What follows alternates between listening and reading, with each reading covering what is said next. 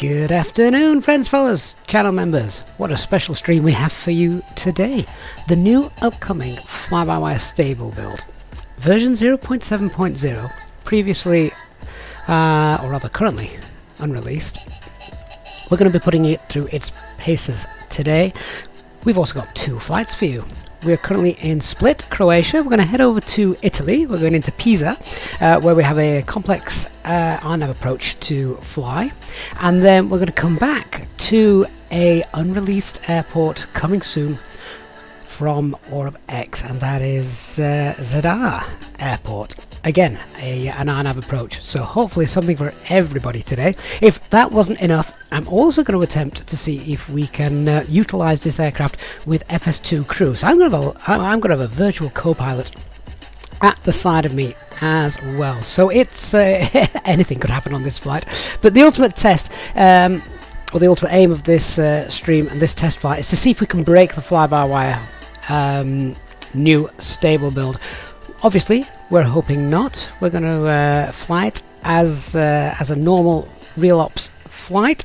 We'll cut some corners with regards to safety briefings and things like that. Ideally, we just want to get up and down safely, fingers crossed, without any crash to desktops. What I will not do is press the print button on the McDo until maybe we get right to the very end of the stream, in which case, if it crashes, it really doesn't matter then. So, good afternoon to channel members. Hey Simon, hi Doctor, hey Willie, good to see you as well. And Barry Barton is there as well. So, really looking forward to this. So this is the version as well that, fingers crossed, if all goes well, eventually this version will end up in the marketplace, bringing the A320NX to the Xbox players. Great stuff. GD, good afternoon. It's the co-pilot, my cat.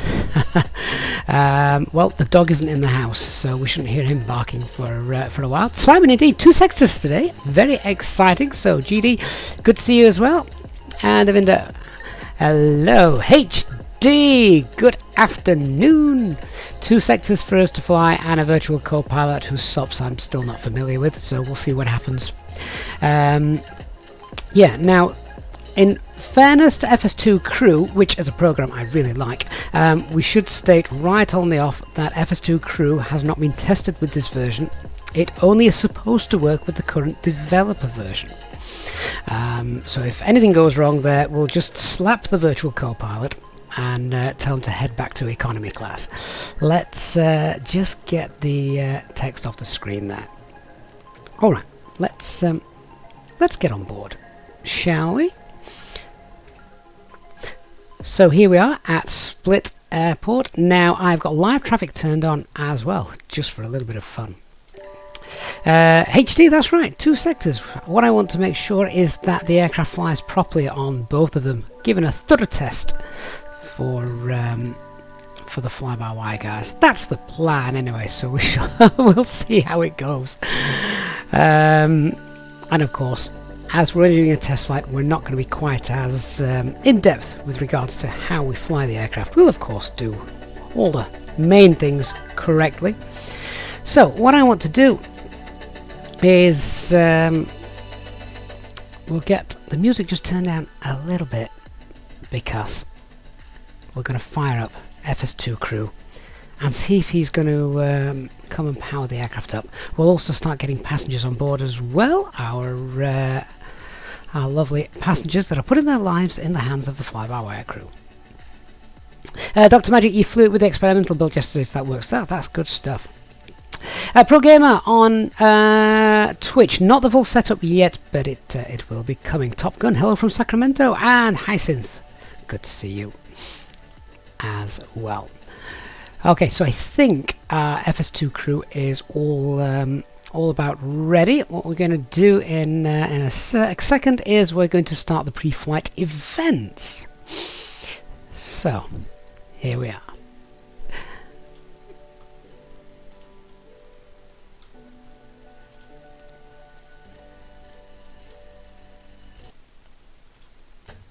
So hopefully now you'll be able to hear our co-pilot who's just come in.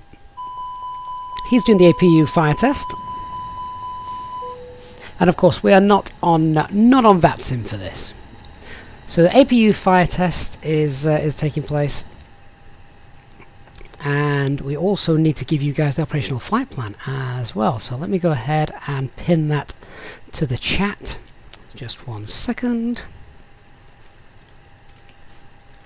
So here's the operational flight plan for the first sector. As I say, I'm hoping to get the second sector in as well. So there you go. If you're watching on YouTube, we've just pinned the operational flight plan there for you, so we can see what we're meant to be doing. Plan block fuel is just under 5 tons. The weather in Pisa, nothing major there. 280 at 10 knots, visibility all good. So let's go ahead and get that loaded. Even this is a test of the new stable build, making sure that things like this all work. There's our operational flight plan that you can now see on the tablet, so that's good to see. Fuel then. What I am going to do as well is I'm literally going to pop in the plan block fuel so we can see what that fuel burn is like. So 4811, if we're going to be precise. I'll tell you what, we've got a bit of APU burn. Let's call it 5. So set that to real time, and of course it's defueling because I haven't defueled the aircraft prior to loading it in. So our first officer has obviously powered the aircraft up, and I now need to go up and just complete my side of the overhead. Nav and logo lights are on. I'm going to pop the seatbelt signs on in a moment after refueling is completed. No smoking signs are on. Emergency lights are armed. Refueling is currently underway, so the pumps are left turned off. APU bleed can come on as we start to get passengers involved. QNH then is 1016. That's all set. Switching panel, we'll just come down here, so the audio panel doesn't really matter. We're not on VATSIM, but switching panel, thrust levers, everything else. Okay, I'm out for the walk around. So, first officer is gone out to check everything looks okay from outside, and I'm just going to turn the transponder on there. Lovely weather here in Split today. Let's just get some of the screens turned on. Now of course this version doesn't have the custom flight plan manager, so we're back to having user waypoints. I also need to expect daft things like the aircraft jumping waypoints as well. We just need to be aware of those as we're going through. Flight directors 1 and 2 turned on. I know our departure's initial climb out is 5,000 feet as well, so I'll go ahead and set that. Barry, you don't like the co-pilot, he sounds British. You can change that. You can change that. So it is possible. Right, so what is left for me to do? See, one of the things as well with the captain or the pilot flying flows is to set up the overhead, then set up the box, then set up the flight control unit, then set up the center console. To me, that's a little bit backwards, but I guess I can still do that with the normal stops I'm used to, just in a different order. So we're now going to come down to the McDo menu and see if all this gets pulled through correctly. Okay, that looks fine. 53 minutes. They're only short flights, these. If you want to get 2 sectors in, that's fine. 3 nav green. Aircraft status. Yeah, we've got the current AirX cycle in. The AirX cycle I'm using, of course, is from Navigraph. So that's why that's up to date. Okay, so init request. Will it pull all this information in correctly? So let's see, there's the alternate showing as Milan. That's okay. There's our fly-by-wire version. Cost index of 8, flight level 300, and that's all fine. Yeah, temperature tropo is fine as well. Hi, I'm back. No issues on the walk around. Great stuff. Okay, so our flight plan today, we're going to depart runway 23. It is the Topo 1 Victor departure. There it is. Topo 1 Victor, pop that in, insert, and then our arrival into Pisa. We've deliberately gone with a more complicated approach today, just to see how this will work. So the RNAV for runway 22 left, which actually works with the winds as well. We're not just choosing it for the sake of it, but it's the PRT 1 Sierra arrival.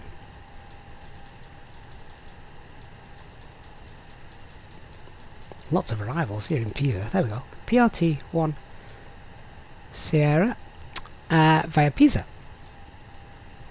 Insert. 305 miles, and I've got 275 miles on the operational flight plan. RadNav page then, we just want the Delta Victor November VOR in case of an engine out problem. Is it Delta Victor November? I thought it was. Unless my writing's letting me down there. Sure, it's Delta Victor November. Let me just try Delta Victor Hotel. Can't read my own writing. Okay. That's strange. We need the Tango Romeo India NDB. Let me try that. See if that's there. Tango Romeo India NDB. 4 miles away. So that's correct. How strange. I've not even got the Delta Victor November frequency shown on here. Oh, Delta Victor November is not a VOR, that's why it's an NDB. Ignore me. Right, let me pop that in on ADF2 then. So, Delta Victor November. Don't know why I thought that was a VOR. There we go. Just need those in case of an engine out problem. Hopefully, of course, it shall not happen. But there we are. So, that's all sorted. Now, can we get some passengers who, as I say, are taking their lives into their hands with a test flight?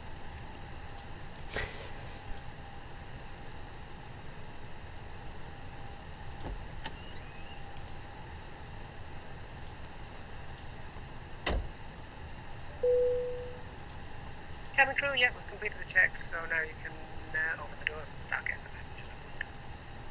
Sure, no problem. Call it 4.9 tons of fuel for our fuel planning, and the alternate is alternate is, call it 1.4. Yeah, HD, I think the document threw me slightly. The other one did say NDB, but obviously the Tango, the Delta Victor November, I've got. I thought it was a VOR until I looked on Navigraph. Then I just saw, oh, there's my mistake. Extra 25 minutes of flying time. That's fine. Performance. Then we're not going to mess around too much with this. But transition altitude is indeed 10,000 feet, so that's all good. Thrust reduction acceleration is actually 1,050 feet for runway 23, then it's 3,053 the acceleration. Engine out acceleration, however, is still 1050. Flaps 1. And of course, test flight, we'll just go Toga. Those V-speeds are low, which tells me I know what I've forgotten to do. I haven't added the aircraft weight, so I'm going to have to go back and do that in a second. Not the aircraft weight, the fuel weight is being done, but I haven't loaded the passenger weight. So let me just load that in. That's zero fuel to 58.7. Yep, that's fine. Let me go back to the performance page and recalculate those. That looks better. Good. So passengers are boarding. They're the correct V speeds, and that looks fine. Right. Okay. So I've now set up the box. Let's see if our first officer wants to check that out. So does he want to? The security and safety checks are all done. Are you good to start boarding? I believe you already are boarding. Yes. Hey dears. Oh, that's interesting. He's now running the securing aircraft checklist. Don't do that. So I can actually just cancel this by saying cancel checklist. Okay. So glad he's doing that. Right, so let's see if he wants to check the box. Check the box. Okay. Now you should see him actually go through this and check that all out. Don't know what he does if he finds a mistake.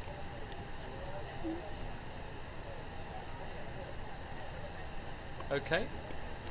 Alright, so he's happy with that from what I can gather.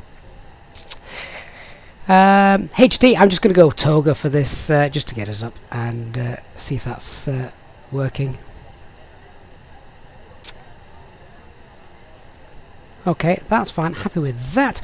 Okay, takeoff briefing very quickly. So, at Split, obviously we are parked right in front of the main terminal. We're going to push back. We're going to face northeast. We're going to taxi holding point Bravo, and then we have to backtrack runway 23. On departure, straight out, autopilot on. It's going to be the Torpo 1 Victor. Departure, initial climb clearance is 5,000 feet, transition altitude 10,000 feet, minimum safe altitude on the climb out is 3,700 feet. Weather here in Split is lovely. Would I choose to return to this airport if we had a major problem? Runway 23. Well, to be honest, I think the winds are not too bad with regards to having to come in the opposite way around. So if I had a major problem, then I think I'd be able to get back in on runway 5. No notems to worry about on a test flight. The aircraft, of course, is the A320NX stable build, new stable build. Threats to be aware of course, is terrain to the north, the east, and the southeast of the airport. Okay, and just the emergency brief. Very brief emergency brief, but it's a non-standard engine out procedure here. So if we lost an engine on departure, we'll pull the heading bug, climb out 12.5 degrees pitch, pull the heading bug, and fly nice and straight. And then we basically want to make a turn back to. We want to fly towards the TRI NDB, and then back to the Drevnik, is it? Drevnik NDB? Not quite sure why they don't use the Split VOR for any of those, but fair enough. Right, that will do us. So, I should have asked our first officer actually, are you ready for the takeoff briefing? Ready. Okay, so we've basically just done that, so I hope you were listening. Any questions? Checked. No questions. Wonderful.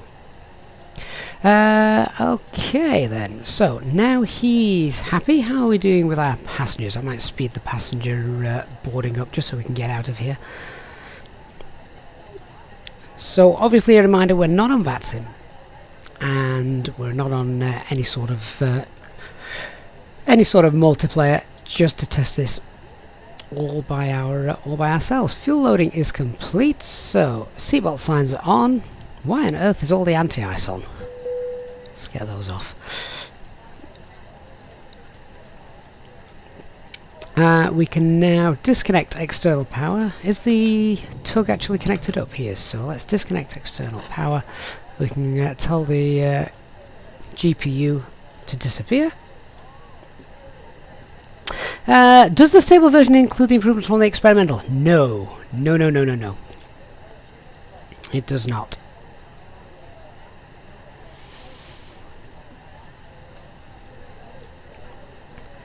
Okay, so last few things, and then we're going to do the cockpit preparation checklist. So everything to me looks good. Let's see if we can get our first officer to come with us and run through the before start checklist. One final thing, I just want to check that our fuel is all loaded and balanced. Indeed it is. I have turned the fuel pumps on, haven't I? Yeah, fuel pumps are on. So that's fine. Cabin door is open as we're still boarding passengers. Okay, let's give this a whirl then, shall we? So, before start checklist. Cockpit prep. Completed. Completed. Gear pins and covers. Removed. Signs. On and auto. ADIRS. Aligned. Fuel quantity.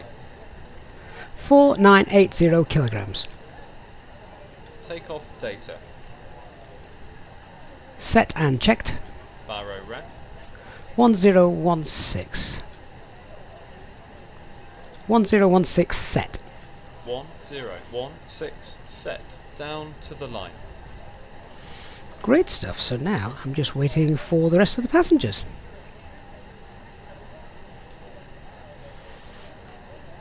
Razaman, you've heard that for the same outside air temperature plus 15 is a rule of thumb. I probably wouldn't use that just because it's a lot more complicated. Short runway versus long runway, headwind versus tailwind, all that sort of stuff.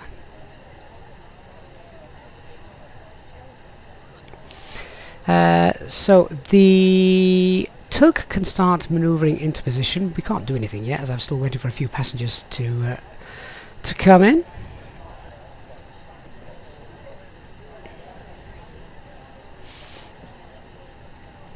So what I'm going to do, I'm actually just going to speed up the boarding and the pushback a little bit.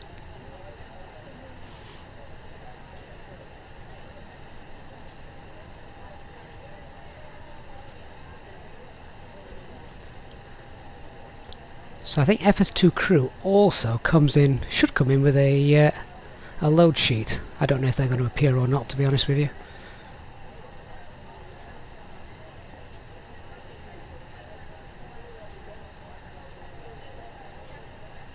But let me use self-loading cargo to load all the passengers, and they're done. So all the passengers are now loaded.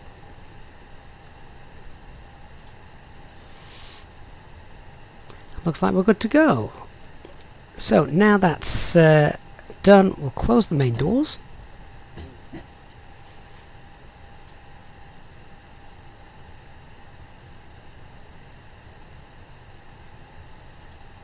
Hi Captain, all passengers are on board and doors have been closed. The drink cart is fully loaded and all liability forms have been signed. We're about ready to go. Good luck with the test flight and please get us back in one piece. Great stuff, thank you very much. So let's pretend now we've got our pushback clearance from air traffic control. We're going to get the beacon light on. And I think the pilot monitoring here actually starts the timer, so I'm actually going to leave that for the time being, just to see if he does that. I'm going to come down, set that to standby on the transponder. Acupressure in the green. So let's run the before start checklist below the line. So below the line. See if he actually runs this one. I don't think he heard me. Below the line. Windows and doors. Closed. Closed. Beacon. On. Thrust levers. Idle. Parking brake. On. Before start checklist complete. Wonderful. So I'm going to lock the flight deck doors. Self-loading cargo. We're all ready to go, so please arm the doors and cross-check. Thank you. There we are. Pushback tug is in position. We'll release the parking brakes. We'll start the pushback. It's only going to be a very small pushback. In fact, do we even have pushbacks back at split? I don't think we do. Technically, I think we self-push, don't we? Make a left-hand turn here and manoeuvre ourselves. But we'll use the pushback tug just for just because we can today. So we're going to start the pushback, and then we'll announce that we're starting engine 1 first.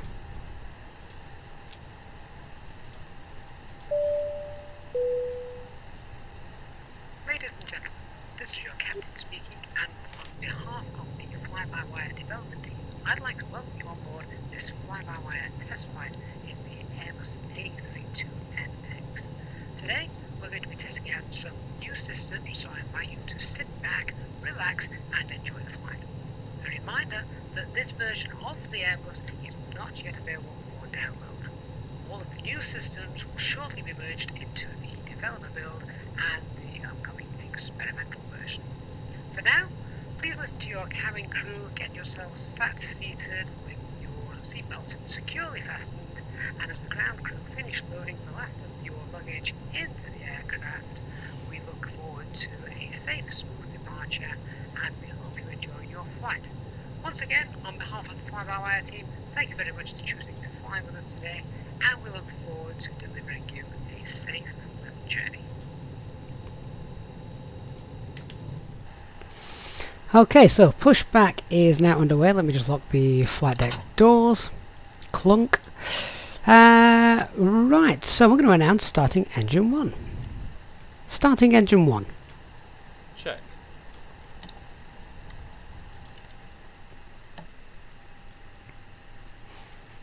That's interesting. So I've started engine 1 and the PM has already run through the after start flows. So as you can see, speed brakes are armed. He's set the rudder to 0. Flaps 1 is already set. Has he done anything with the overhead? No. So that's just something to be aware of. That shouldn't be done until both engines are started.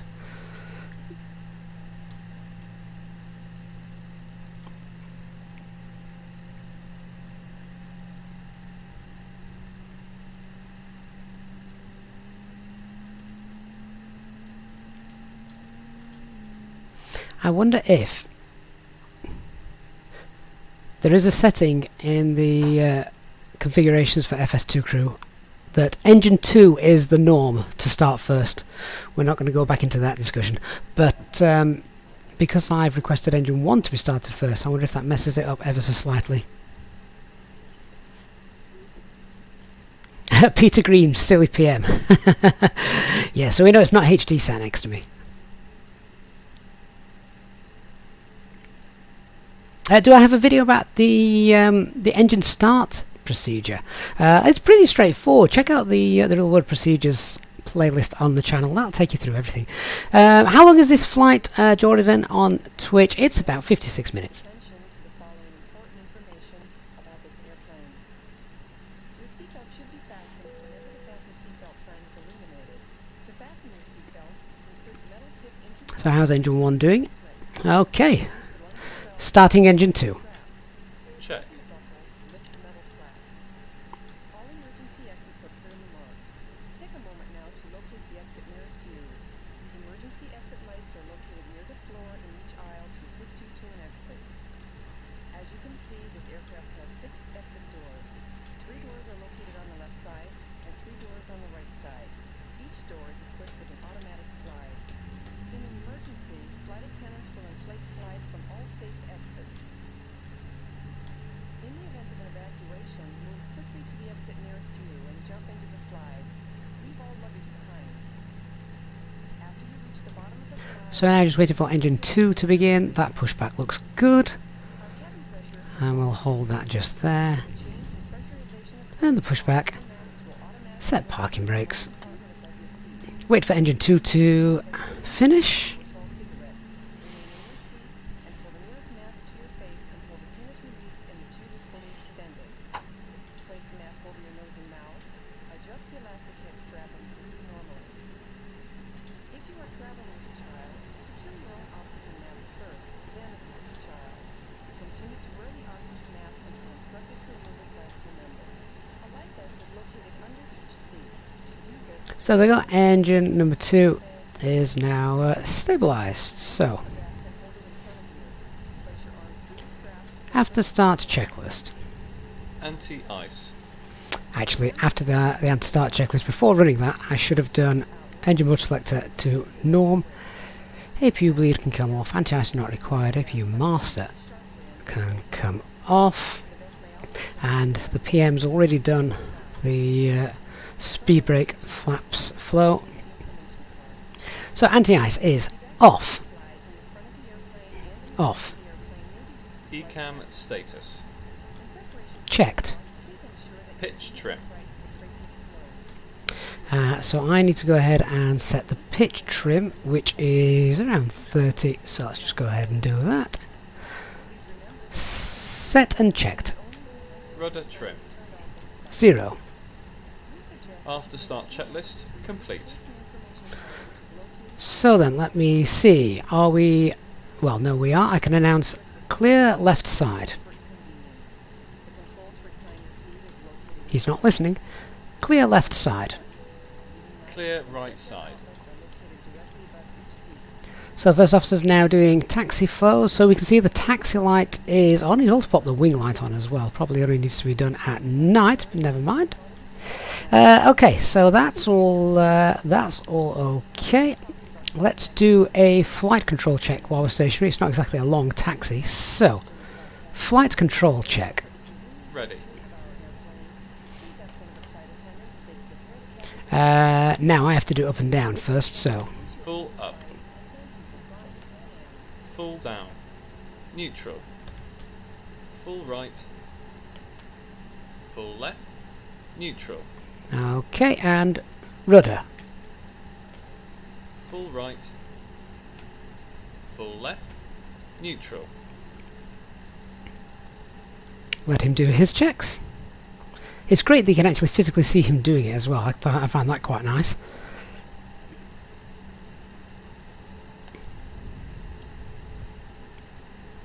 Okay, so we're now turning on the weather radar, predictive wind shear, Please prepare for takeoff. things like that. So we still need to do a brake check, but now we can release the parking brakes and start our taxi out. Very short taxi out.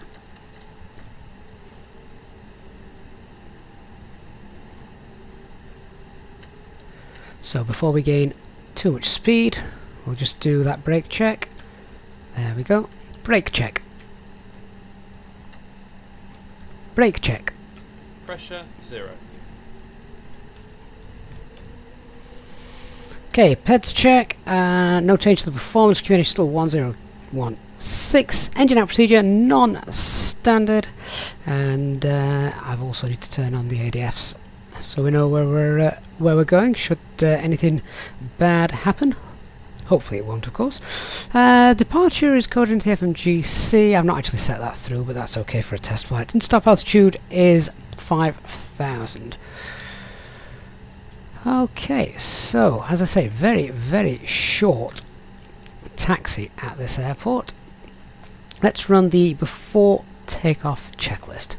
Before takeoff checklist.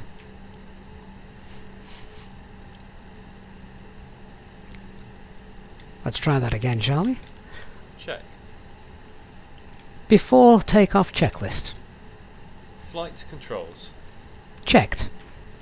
Checked. Flight instruments. Checked. Checked. Briefing. Confirmed. Flat setting. Config 1 plus F. Config 1 plus F. V1, VR, V2, flex temp. Set and checked. Set and checked. He doesn't like that command, does he? Set and checked. He is not listening. Set and checked. I'm not sure how to move off if he can't hear me. Toga. V1 130. VR 131. Oh, there we go. V2, He's heard me. 135 ATC. Set. Ecam memo. Take off no blue. Down to the line. Okay, so now we're happy with all of that. We're going to pop the lights on.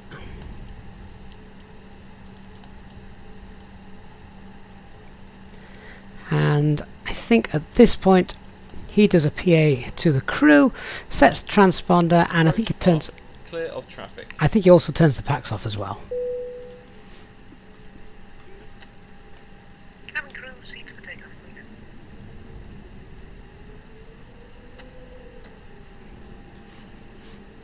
please. HD, where did I get this guy? He came with the aircraft. No, he didn't. That's not true. I can't say that, can I? Not even jokingly.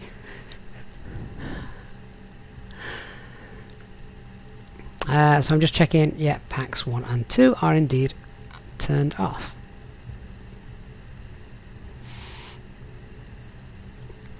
So let's continue the before takeoff checklist below the line.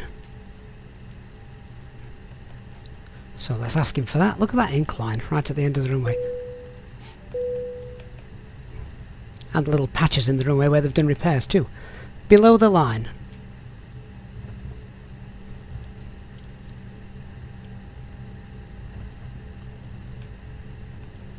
Nope, he's not listening. Oh, actually, no, I think I've already done this, so I want the before takeoff checklist below the line. Why is he not continuing to do the rest? Although he's done it, hasn't he? I think he's done it.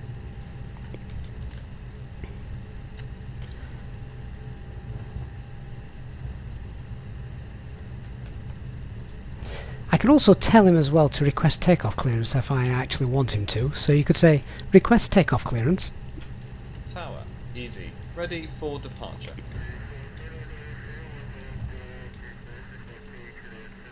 Cleared for departure, easy. I've used a little bit too much brake pressure there. HD, question for you. If the captain's the pilot flying, here, would he go right or would he go left on the turn pad? Instinct says go right, but you haven't got a visual over the edge, so you'd want the first officer to do that. But obviously, first officers don't normally taxi, so we'll learn something from you in a second.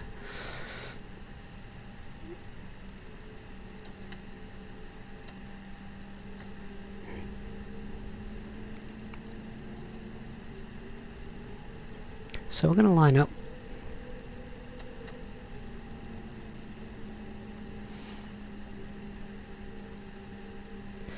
Make the takeoff.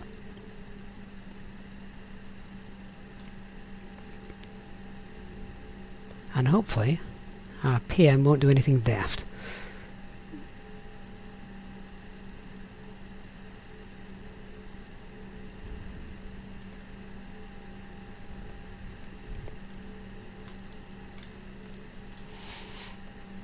HD, the first officer's taxi. Oh, they just don't park. Got you. Thank you. I knew there was something they weren't allowed to do on the ground. Just checking that navigation display. That all looks good to me. Looks like if I turn the autopilot on straight after departure, nothing bad is going to happen. Right. So let's go. I think now we can now just do the takeoff run. That's all done. So I think the pilot monitoring, I'm just checking that he's doing all his flows and things. Yeah, that's fine. Path, clear of traffic. Well, that's good because we're currently sat on the runway. Okay, so then let's go. I think we need to call out takeoff to him as well, don't we? So takeoff. Check. Starting the chrono. 50% M1.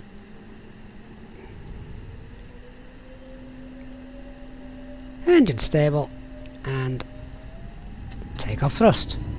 Mantoga. Thrust set. SRS.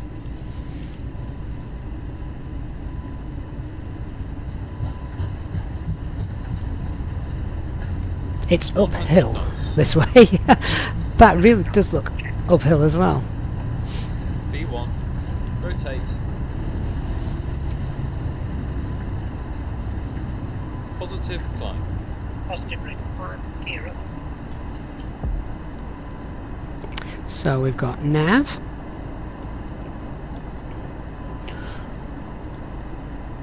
All working well at the moment, and just checking the gears gone up. Autopilot 1 engaged.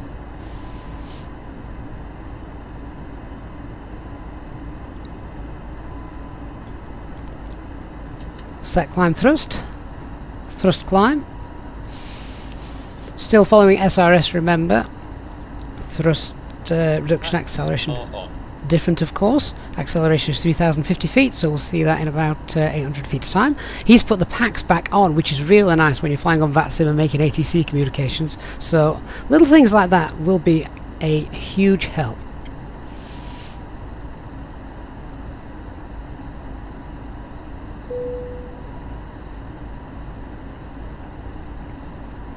So there we go. Climb.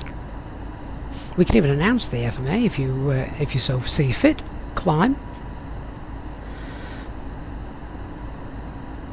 And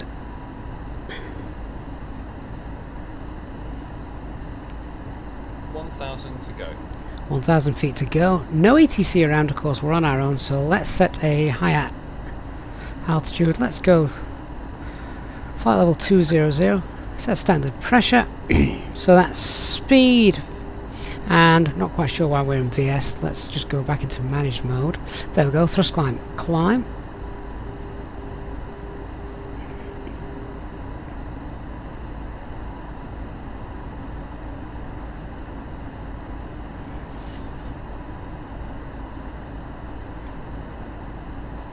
And flaps 0. Speed checked.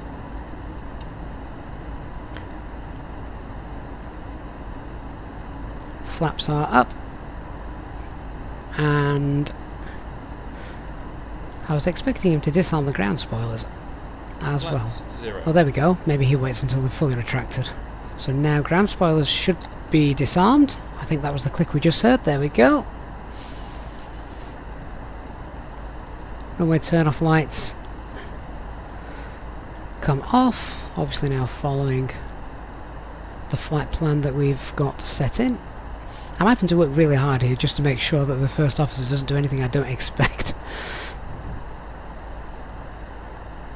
Arguably, it's more difficult than when you're on your own, monitoring the PM.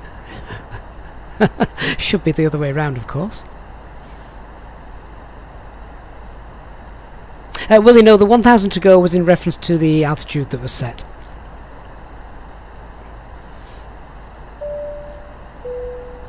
Ladies and gentlemen, as we climb towards our cruising altitude today on this fly-by-wire test flight, please take a moment to fill out the complimentary will-making kit. You'll find this in the pocket of the seat in front of you. Once again, we thank you for being passengers on board this special test. So we're about to pass 10,000 feet. Drinks trolley shall be around shortly. If you have any special requests for today's flight, please contact a member of our cabin crew. You may now also switch back on your electronic Landing lights are being turned off by the PM. And now we can do a couple of other things. So passing 10,000 feet, clear RadNav. And you should go ahead and do that. I don't think you heard me. Clear RadNav. Okay. So clear the ADF frequencies. See if he goes in and does that, and if it works. I think he's systematically just going through every single one. So starting all the way at V1. There we go. ADF 1's now cleared. ADF 2's cleared. Excellent. Alright. Seatbelts off.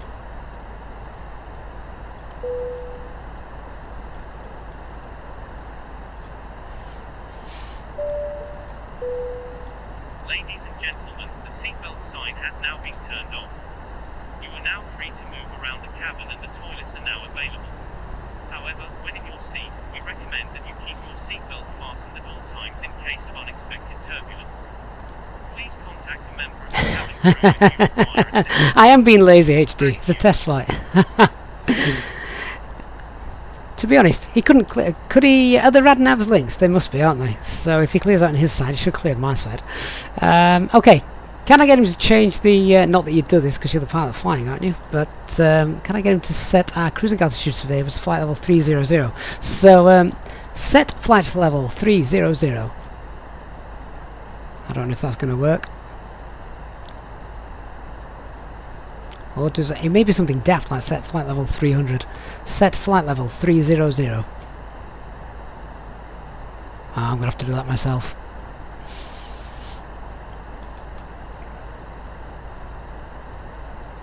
Flight level 300 blue.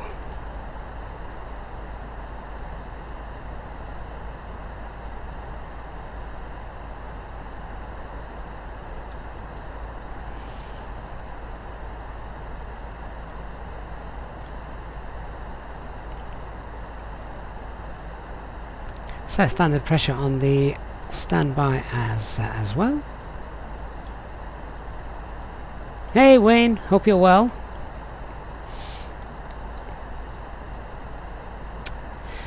Now I'm going to let the PM have control of the aircraft, sort of, while I come down here and get the weather for Pisa, as it's not that far away. So let's just get the weather request, send that off.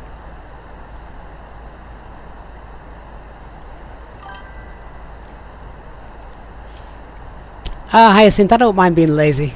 It's the first day back at work here in the UK for many of us after a long weekend. Ease it in nice and gently. There's our company message. Don't press the print button.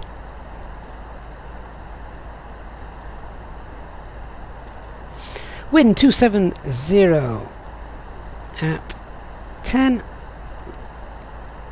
The ceiling of visibility is okay. It's 27 degrees. That's nice. 1015.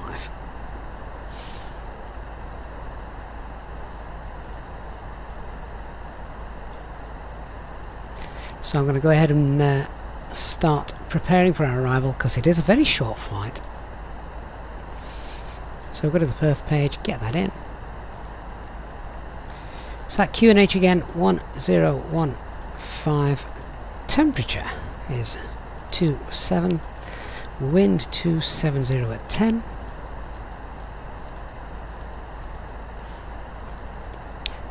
And transition altitude, we've not even looked at the charts for that just yet. 6,000 feet.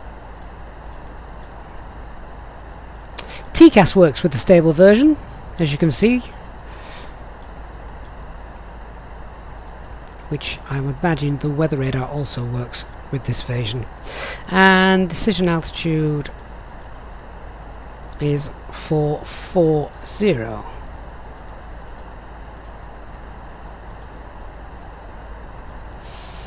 Now, let's just have a quick look at this arrival and how it's coded in.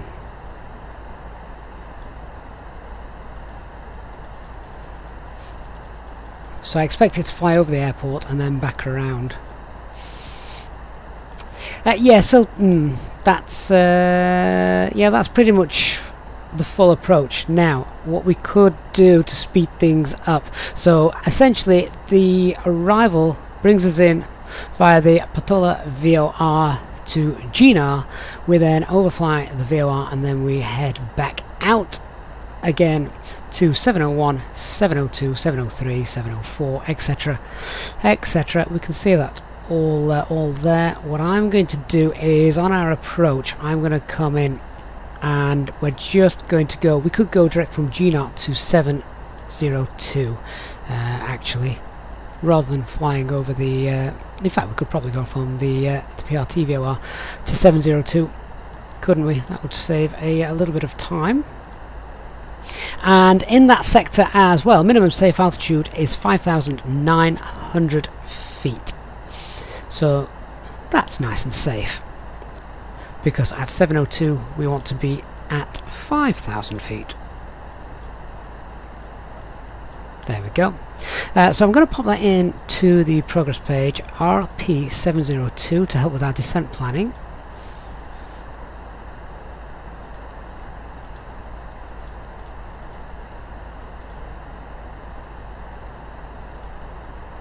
There we go.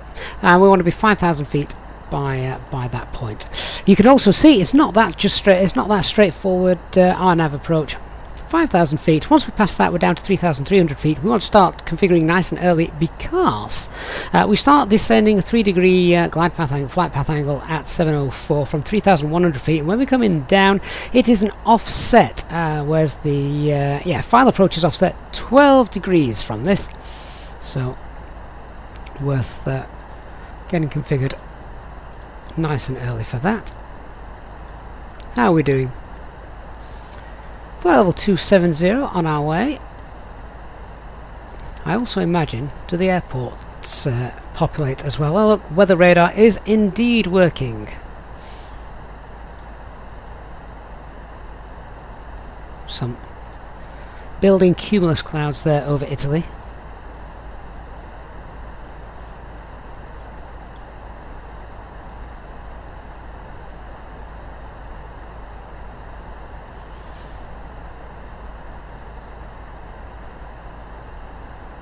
So won't be long before we actually head down. We're not going to spend very long at our cruising altitude.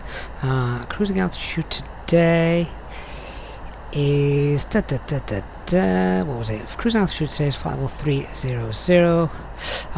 We need to lose 25,000 feet, 2550, so about 75. Well, let's call it a little bit more than that. Actually, we've got a nice headwind, 75.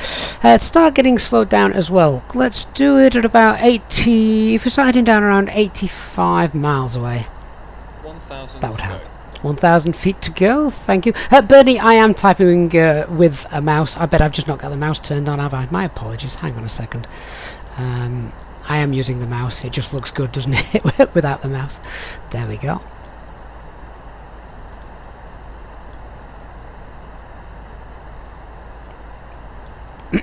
So here we are, coming up on flight level 300.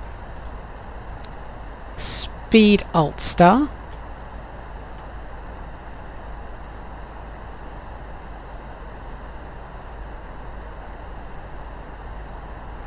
Pilot monitoring should see that as well. So if I go Alt Star, if he's listening to me,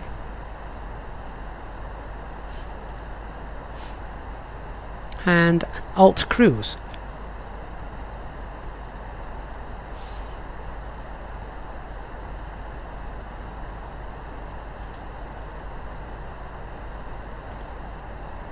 Don't know why he's not listening to me.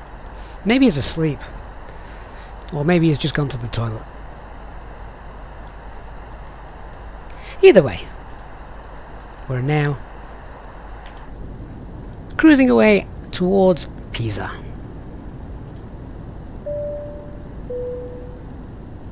Ladies and gentlemen, from the cockpit once again, just let you know that we've reached our cruise level for the flight today. The cabin crew will be making their way around serving drinks, hot coffee, teas, etc. So please keep any aisles clear of items. We invite you to sit back and enjoy the rest of the flight. Thank you.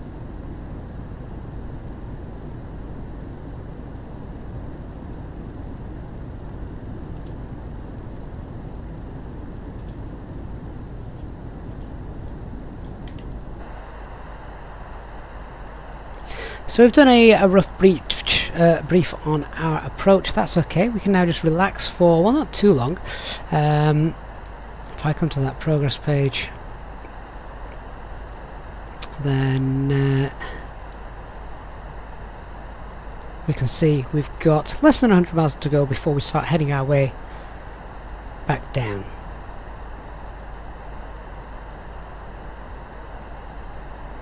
HD, can I explain how you'll set up the approach at Pisa? Well, my plan was to not quite get as far as Pisa, so my plan was from the Pratola VOR, rather than coming in to Pisa and then coming back out again, because ordinarily I'm presuming the full procedure would be we'd come in to Pisa, we'd make the teardrop approach back outbound from the VOR to follow RP 701 and then just follow the star. I was, just for time constraint reasons really, was to come in from the Pratola VOR, go straight direct to Pisa 702 and then follow the star in, and then once we are at RP 704, which isn't very far away, you can see it's only 10 miles, I'd like to be fully configured by this point as we come in nice and steady for this offset approach.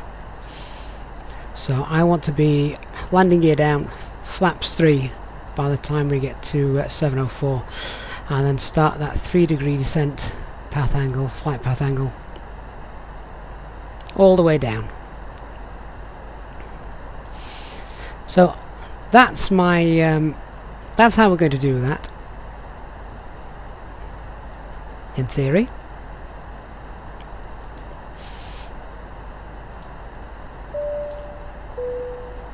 Ladies and gentlemen, on this test flight for FlyByWire, we are pleased to be able to offer you exclusive tax-free savings on all your purchases today. You may wish to consider upgrading your service to becoming a channel member and benefit from the extra perks that are available. Please contact a member of the cabin crew for more details.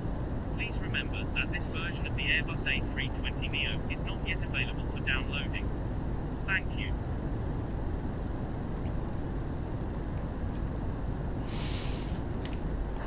So back in this stable build, we do have weather radar working, we do have TCAS working. In fact, did our pilot monitoring... we set it to all. Let's put that to below.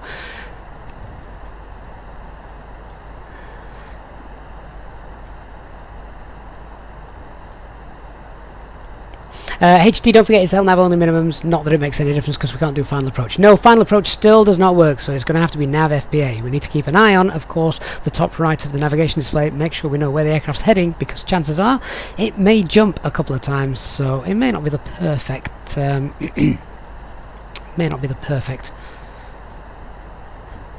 error-free approach, but that's because it's not using the custom flight plan manager. Right, so let's see if while I just go through a couple of things, I can just tell my first officer, you have control. I have control. Very good. So I think what I've just done with you guys, I'm going to go through once more with my virtual co-pilot. Are you ready for the approach briefing? Ready. Okay, so we're going to go direct. We're going to use the McDo direct feature. Once we pass the Pretola VRR, we are going to go direct to RP 702. We'll be on our way down to 5,000 feet. I want to be 5,000 feet by 702, slowing down 3,300 feet by 703, and then we want to drop a couple more 100 feet by 704, 3,100 feet. By this point, I want flaps 3, landing gear down, so pretty much fully configured for a nice steady approach. Ready. We've got this offset localizer, not a localizer, that's the wrong word, but this offset final track approach as we go in. Missed approach altitude is 2,000 feet, and the max speed on the missed approach as well is 230 knots. Let's just go in and check the performance figures for that, so we can do it clean. That's okay.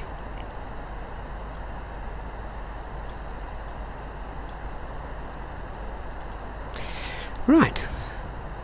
Any questions? No questions. I have control. You have control. So I'm going to set auto brake to low. We've briefed the approach. I now have control. And I'm just keeping an eye on that distance. Just there. I think we're back over land now.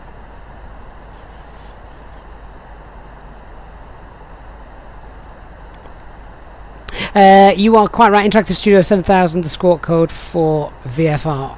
I think it is in America. In Europe it's 2000. If I'm not... oh, my PM didn't turn that on. I just don't touch this if I'm not under ATC control, particularly with a test flight. Graphics are looking rather nice with those clouds coming in.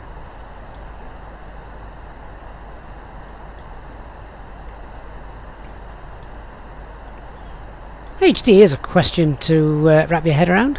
Is there a maximum altitude for VFR? Assuming cloudless day, of course. You can't go in the clouds. But could you be VFR at 30,000 feet?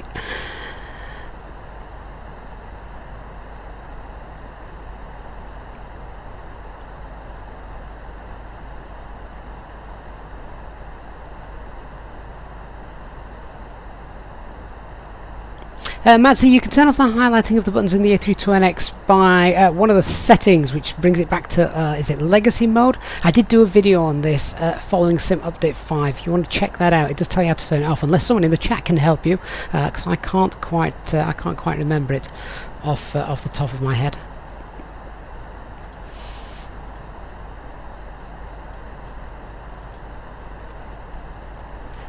but it won't be long before we now start heading back back down. So far so good though. Alright, we've had a couple of issues with FS2 crew, but that really is not the point of this exercise. The point of this exercise is to check how the aircraft performs, how well it performs, and does it do anything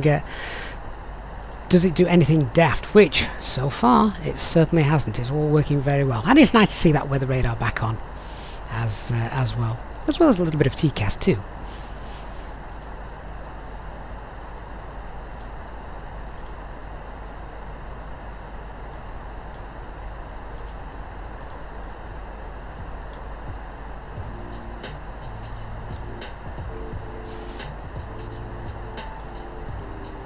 That tailwind's going to help our return journey, isn't it, back to Croatia? So that's quite nice.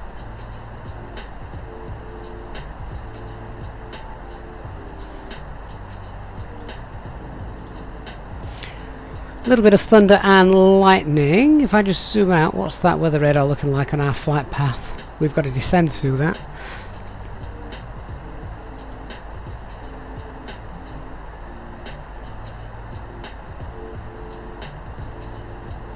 If you've enjoyed the stream so far, please do give the stream a like, helps other people find the channel, and of course you can hit the subscribe, turn on the notifications bell as well. And we do have a return journey to make. Back to a new unreleased airport by Orbx, which I'm very much looking forward to seeing.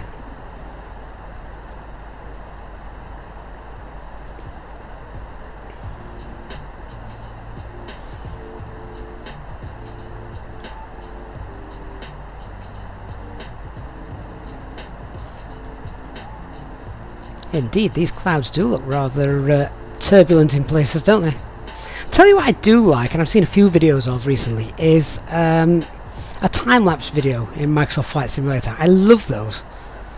And what I really love is you can actually see the clouds, you can actually see the thermals. I think that's fantastic. See them rising and falling.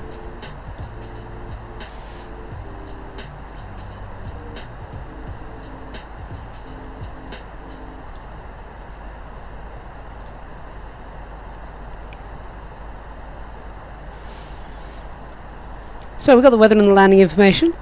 FMGC is set, landing elevation is 6 feet, auto brake low. We've done the arrival briefing. And I am going to want the terrain radar on. I'm just going to keep it on for the moment on the weather. Blooming heck, that was close. I am going to keep the weather radar on for the moment, just as we can see we've got to descend through some rubbish. But given the nature of the approach, there's plenty of terrain around, so we want to be careful with that.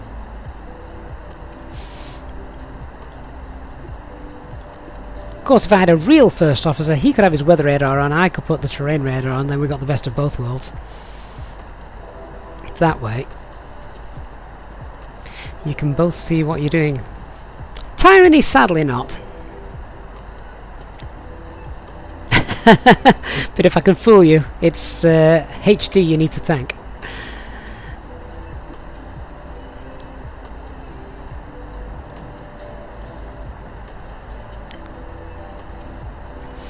"25 minutes into the flight, we're nearly at Zadar, and I'm just checking our fuel. Actually, fuel burn's looking pretty decent, so that's quite nice to see as well.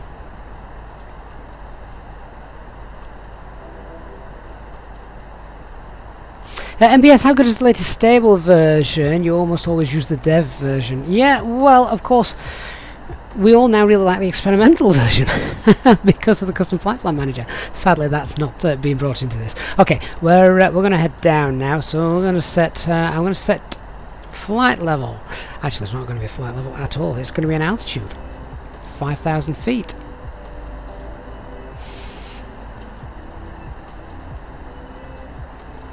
So thrust idle, open descent, 5,000 blue.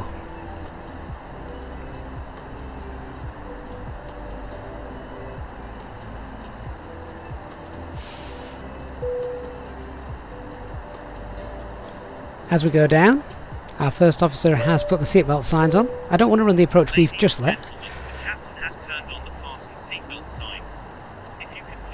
return to your seats and ensure that your seatbelt is securely fastened.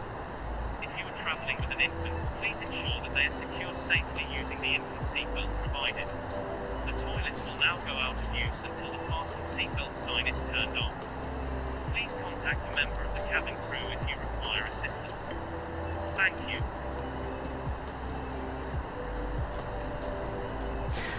So does our PM recognise the various different FMA calls? So, thrust idle, open descent. Maybe not. Thrust idle. Nope. He's doing his own thing. I'll try again. Thrust idle. Open descent. Nah. Never mind. We know what we're doing.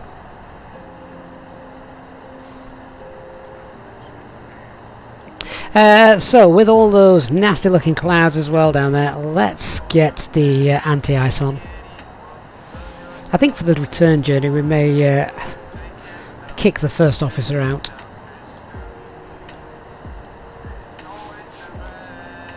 HD, you're passing the ruler on to me.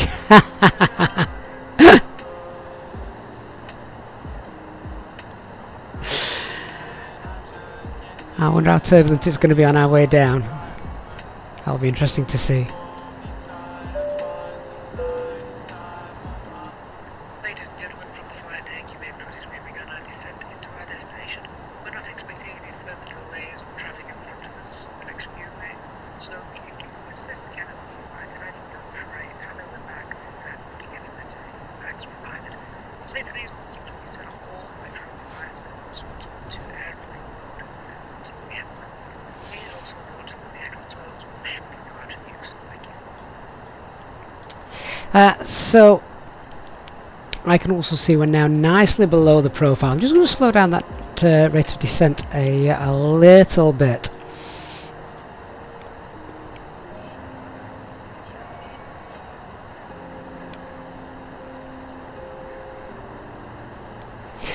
So we've got speed and VS.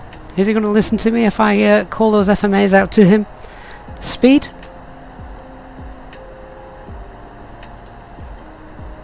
Nope.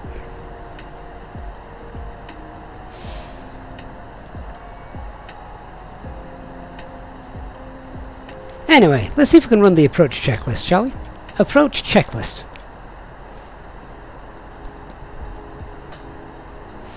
I think he's just ignoring me. Approach checklist. Oh dear. Maybe he ate the fish.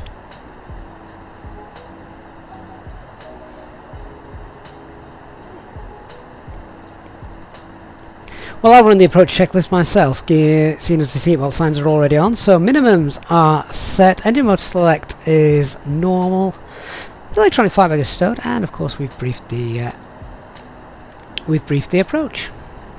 Coming down nicely.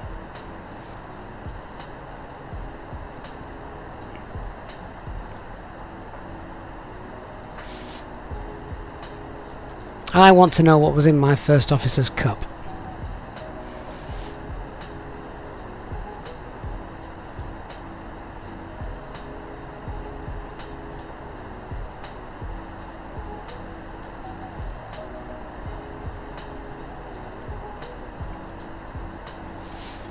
It's a shame that he's gone to sleep on me because he was working really nicely on the departure and on the ground. What I only the only thing I needed. Crew, prepare for arrival. Oh well, he's. Oh, I see. He's talking to the cabin crew, but not to me. What have I done to tick him off?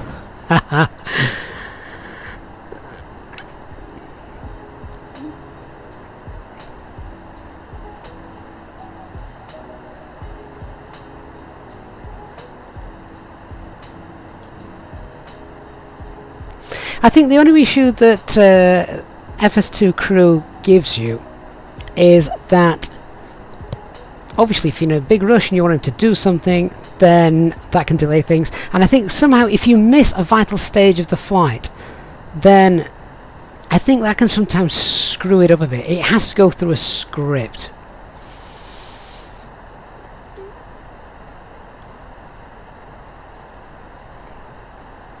HD, this sounds like a typical line check.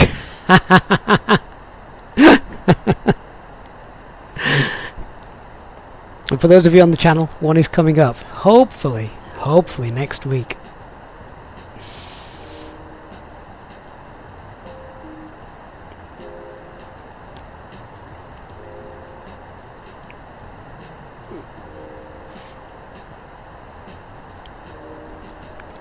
Okay, now you'll recall I said that the minimum safe altitude around our around the VOR where we're going is actually 5,900 feet. So what I am going to do, just to make sure we're safe, at Patola I actually don't want to go any lower than 8,000 feet, and I'm going to show you for why. So just making sure that we're at 7,800 feet, no lower than that at Patola, and then once we get closer to GNR, we can start to drop down. So I am just going to set that. Do you know what? Let me see. I'm intrigued. Set altitude 8,000 feet. No, he's not even recognizing my voice. Set altitude 3,000 feet. 3,000 feet? Just for a laugh? No.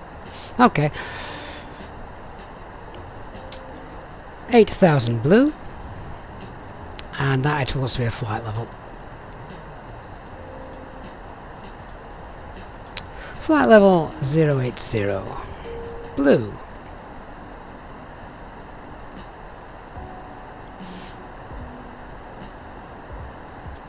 Also have to remember that in the stable build, because the flight plan manager is no longer around, the decel point is now back. So when we pass the decel point, something daft may happen.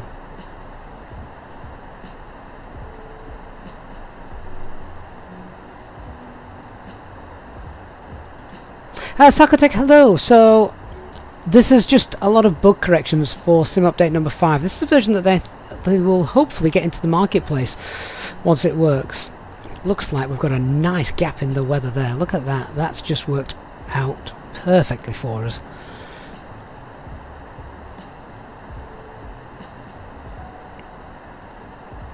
Be interested to see what the weather's like when we get down there, won't it?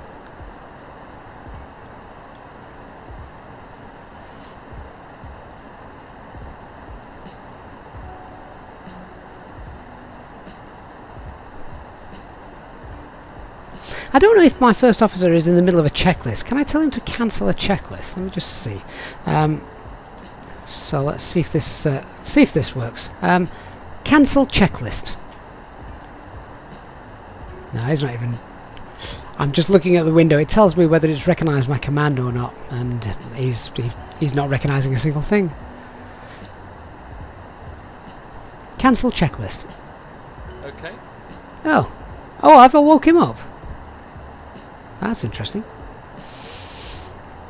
I must have just jabbed him in the ribs with the ruler.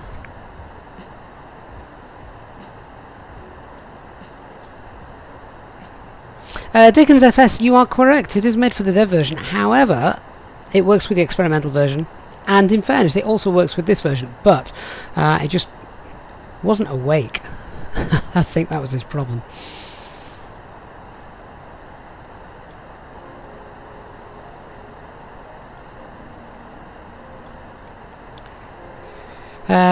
So would he now? I wonder.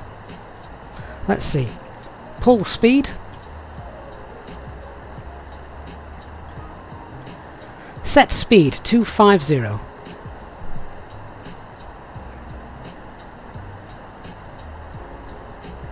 Well, look at that. Someone must have woke him up.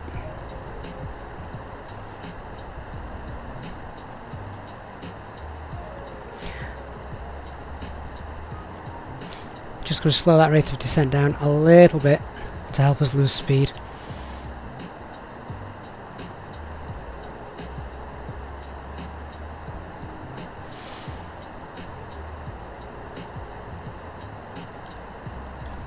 He's now running his 10,000 feet flows, so that's okay.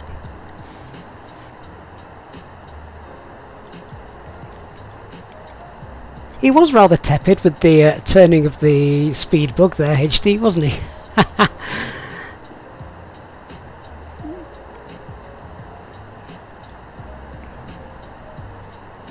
I'm going to pop that into managed speed now. We're below 10,000 feet. Slowing down quite nicely.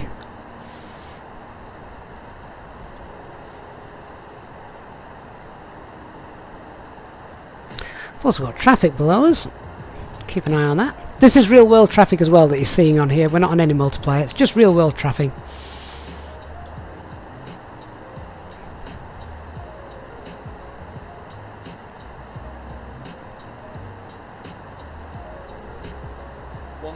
To go. There he is. He's awake again now.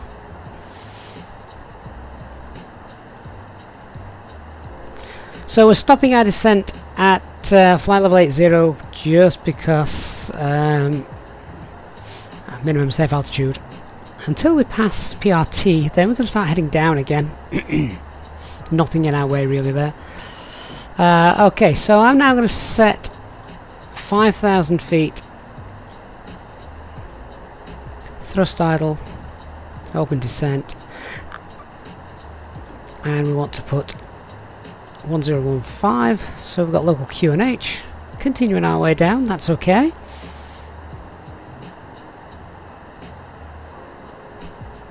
Agent Smith, no, we've just come to the conclusion that it's mouldy cheese and breadcrumbs behind there. Mouldy custard tarts, right?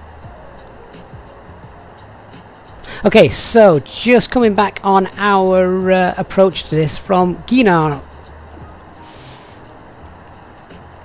We're going to go direct to, which point is it? 702. So I'm going to go direct to 702 once we get there, see what happens. What I should do as well now is I'm going to activate the approach phase. In order to do that, let's just check. We're still going direct to Ginar. I'm going to pull the heading bug, so we've got heading, activate the approach phase because we know that that's a bug to do with the simulator. Yeah, look, now it's just jumped straight to the start of the approach. So now let's go direct. Can we go back direct to Ginar? Insert. Is that going to work? Nav. There we are.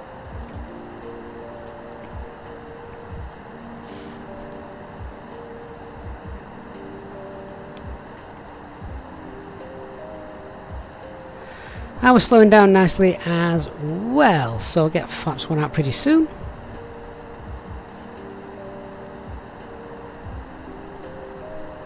And remember, we're doing a return flight at the end of this, so if we get in here safely, we'll be back out. Look at that, there you can see the rain cloud that we're just about to fly into in a moment. That's quite neat.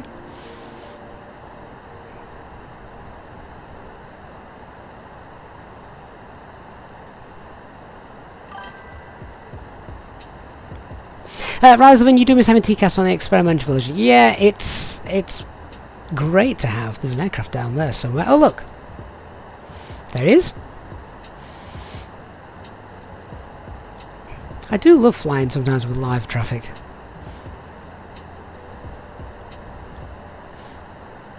HD, I'm going to buy you a set. I might get some merchandise. I'll get the Simpilot set and send it you. 1,000 to go. 1,000 to go. Right, so I'm now going to go direct to RP702. We're okay. There's no terrain ahead of us. I'm now going to turn the terrain radar on, actually. So let's go direct 702, and there we go.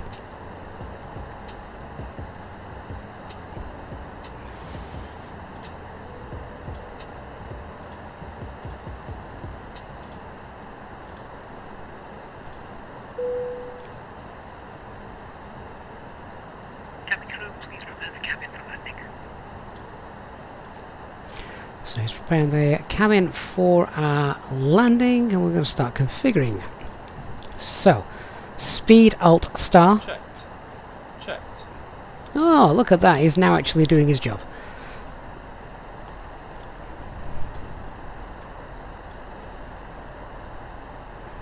going to be interesting weather departing. Remember, we're heading back to Croatia after this.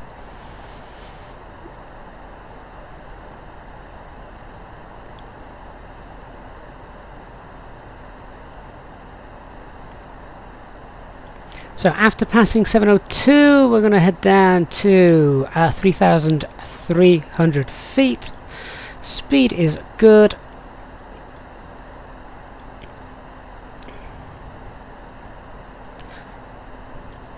So let's see how good he is. Pull speed. Ladies and gentlemen, you'll be relieved to know we're about to land. Please make Flaps sure you're 1. seated with your belt Speed fastened checked. and your trays in the Flaps upright 1. position. Please turn off all electronic devices until after landing. Thank you.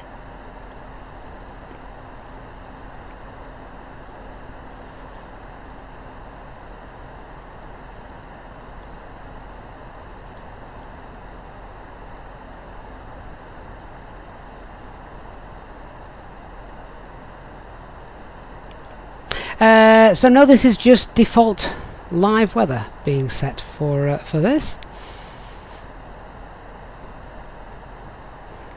We probably got flaps 1 out a tad early, but that's okay. I don't mind it. I'd rather prepare. We are on a test flight, after all.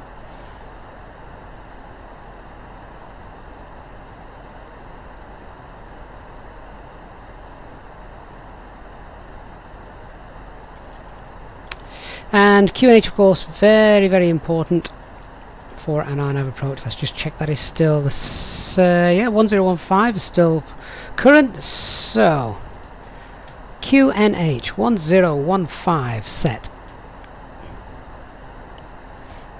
That's a complicated command, isn't it? QNH 1015 set.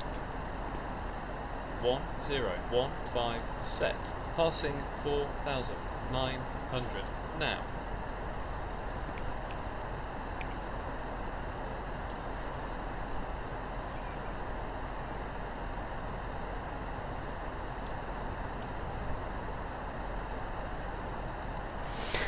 So 3,300 feet is our next altitude. Depending on how that was coded, I could do that in manage mode, but never mind. I'm not going to go and check that now. Okay, so we're going to go to manage speed. Ah, where are you going? So in heading mode, let's get it again. This is why I prefer the experimental build.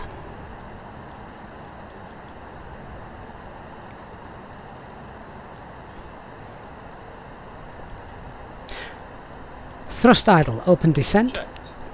Checked. And 3,300 blue. Checked.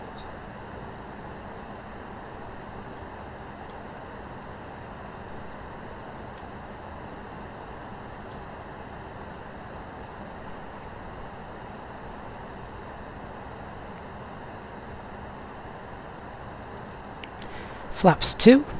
Speed checked.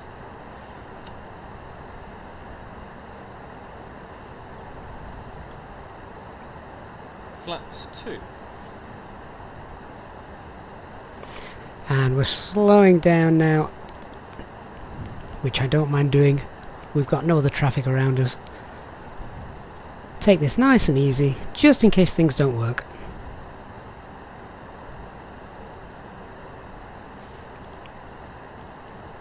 We then want 3,300 feet.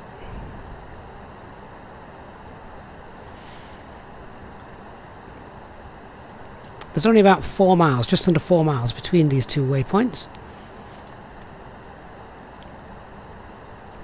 This could be a great approach. I've done Pisa before, but not this approach. 1,000 to go. 1,000 to go.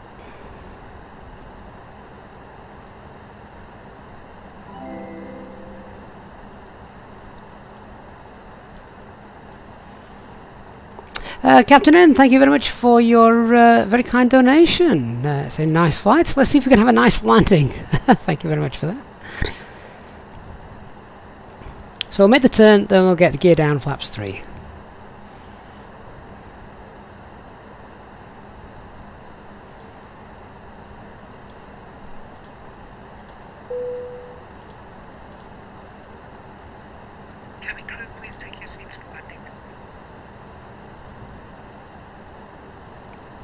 Speed, Alt Star.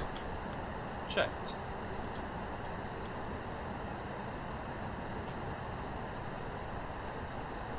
Need to make sure it goes to the right waypoint as well, of course. If it doesn't, we need to be on hand with that. It has gone to the right waypoint. So 3,100 now set. Gear down. The VDEV brakes also appeared. That's quite nice to see. Flight attendants, please prepare for landing. Flaps 3. Gear down. Speed checked. Flaps 3. Hey Matthew, good to see you. I'm not doing 250 for 8 mile final on this approach. Right, now what we need to do is actually find the airport. 704, we're going to set that descent flight path angle of 3 degrees. VDEV looks good. Weird how that sometimes works and sometimes doesn't, isn't it?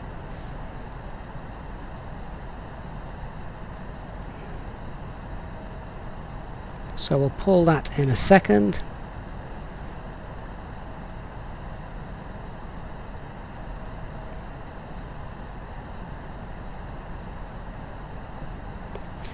Yeah, it's just jumped ever so slightly. That's okay. And is that VDEV brick going to move again, or is it now stuck? Because in reality I need to start heading down now. We'll see if that VDEV brick moves. Right, airport is in sight.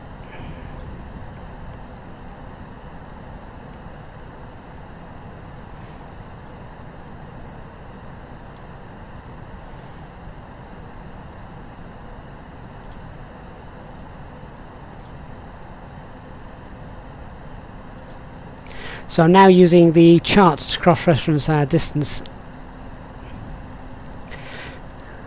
So what are we? At 7 miles we should be about 2,500 feet. 2,500. Radar altimeter alive. 7 miles, 2,000. That was spot on actually. That actually is absolutely spot on. So I'm happy with that. Flaps, flaps full. Are you sure about that? Speed checked. Flaps full. Landing checklist. Cabin crew. Advised. Auto thrust. Speed. Auto brake. Low. Ecam memo. Landing no blue. Landing checklist complete.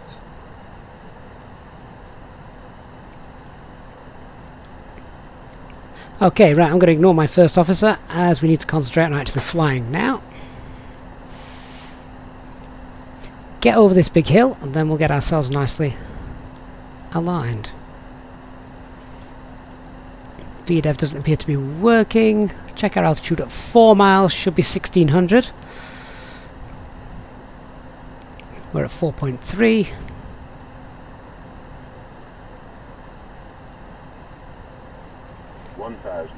So we're probably 40 feet. 1,000 feet. Tell you what an approach. Kind of wish I was a passenger doing this. Alright, I'm now happy to take over with what's happening. So, autopilot now disengaged. I have control.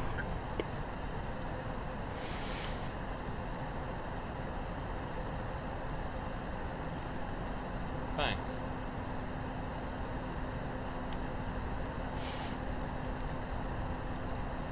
Two miles we should be at 980 feet.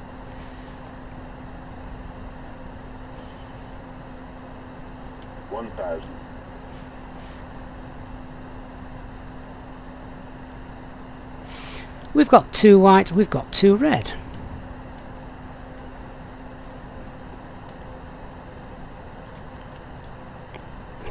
If there was a voice control to turn off my flight directors, that would be quite nice as well.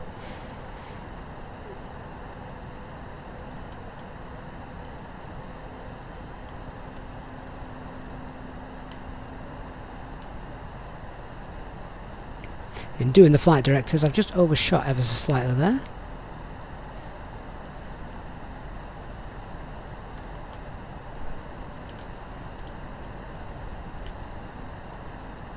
Above.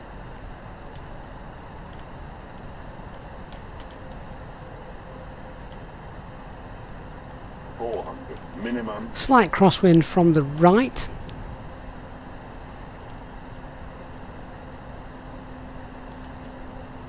300. And there were the minimums. So happy to continue. Just need to get back on that centre line a little bit. 200.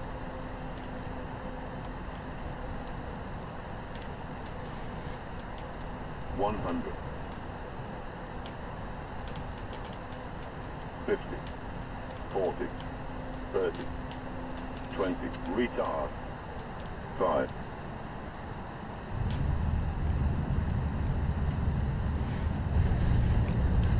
And we're down. Spoilers. No reverse. Engine 1 and 2. Decel. Oh, he does all the calls. I like that.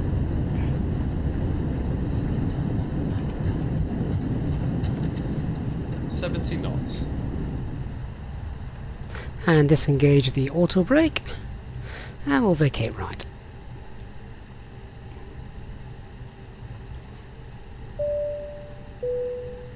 Ladies and gentlemen, please remain seated until the aircraft arrives at the gate and the seatbelt signs have been turned on. You are reminded to keep all electronic devices switched off until you have entered the airport terminal. If you enjoyed your flight, you can now join the channel as a member and receive extra perks to make your future flights with us more enjoyable. Once again, a reminder that this is a test version of the Airbus A320 and not yet available for download. Please join us in a round of applause for the wonderful FlyByWire developers. Thank you.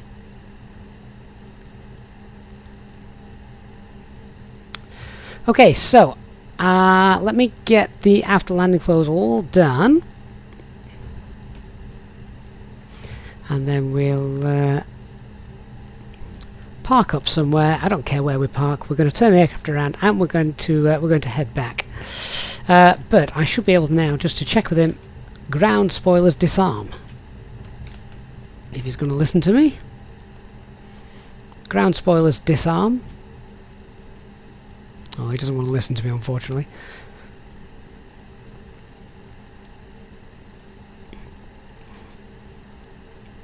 HD, we're on the military apron, yeah.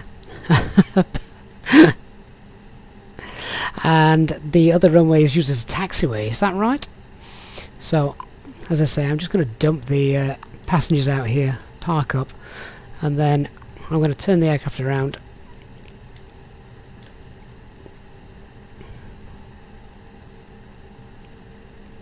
Maybe we weren't allowed to use the civilian ramp, just in case things went wrong. Right, he's not doing the... sadly, he's not doing any after landing checks because he's not listening to my ground spoilers disarm command. So, ground spoilers disarm.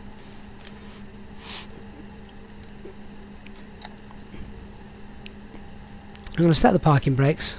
Is he going to start the APU for me as well? Let's find out. So he's getting the lights off.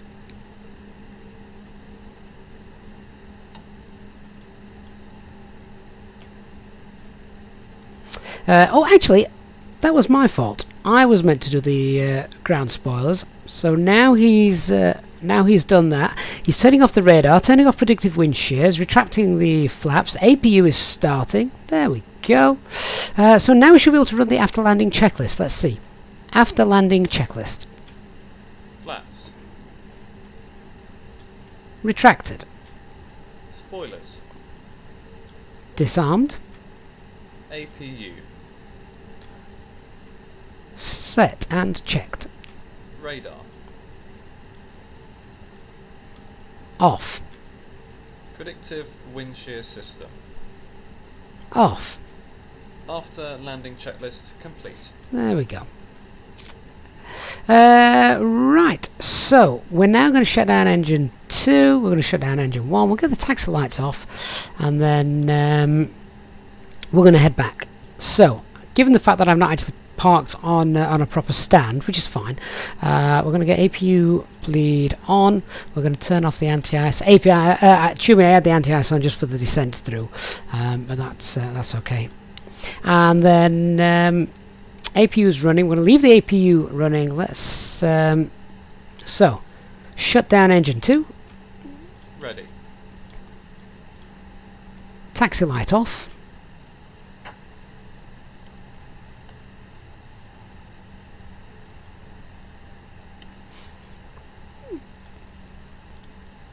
And now let's shut down engine 1. Leaving the APU running. Oh, here comes the annoying logbook. There we go. Right, so taxi light is off, engine masters are off, seatbelt sign can come off, beacon light can come off. All is good. Do you know what? I'm going to turn the wing light off as well. We don't actually need that. Cabin crew, disarm slides and cross-check. Wonderful. Parking checklist. Parking checklist. APU bleed. On. Engines. Off. Seat belts. Off. Exterior lights. Nav logo on. Fuel pumps. Off. Parking brake and chocks. On. Parking checklist complete. Okay, we're good. Now, I'm going to have a short break for 5 or 6 minutes while I get the aircraft turned around. I need to get the other flight plan loaded in, and then we're going to head back to the brand new Orbx airport, which is not yet released, so we're going to showcase that as well. Hope you guys have enjoyed Flight 1. I will hopefully see you very soon for Flight number 2. Back soon.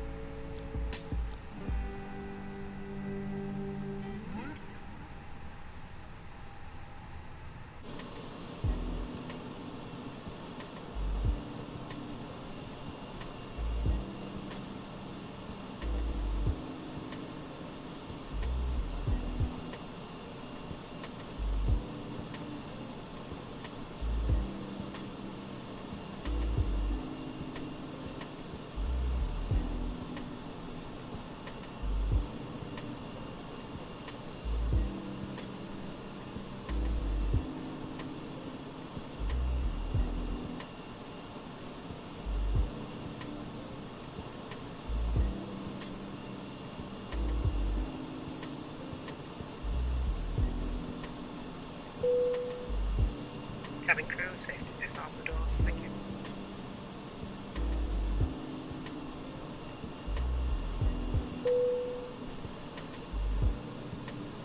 Cabin crew, the aircraft is secure, you can open the doors.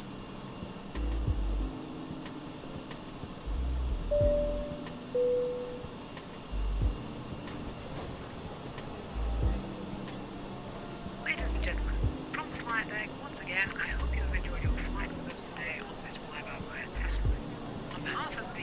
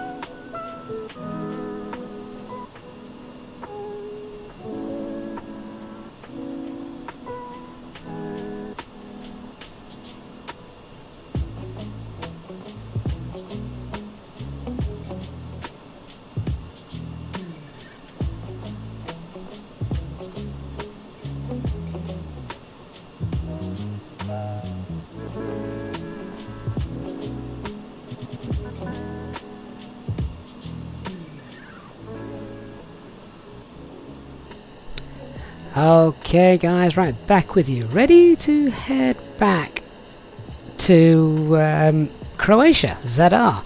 As I say, this is another airport to be released soon from available from Orbx. So let's get in and see if we can have a safe, successful flight back. Now, I've just given the OFP to you guys. For those of you watching on YouTube, that's now available for you. I need to just reset this. There we go. So resetting that works. There's our operational flight plan. I'm going to just come down here, check the weather as well. So Zadar wind 280 at 10. Clouds are fine. And we're going to get in before anything nasty happens. Looking at the weather forecast though, there's nothing there which catches my attention too much. So we're just going to go with normal block fuel. Again, just to see how that fuel is burning. Let's go with 4.5 tons. So fuel page. And let's set 4.5 tons. Nice to see that this new stable build as well also has key bindings disabled when typing into the tablet, so you're not having issues controlling the simulator at the same time. So refueling is now underway. First officer Okay, I'm out for the walk around. is now going to do the walk around. Didn't even have to remind him to go ahead and do that.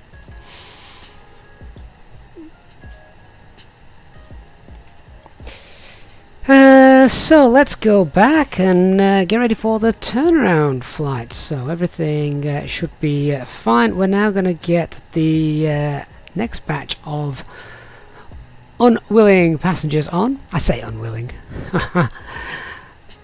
So let's get those on board.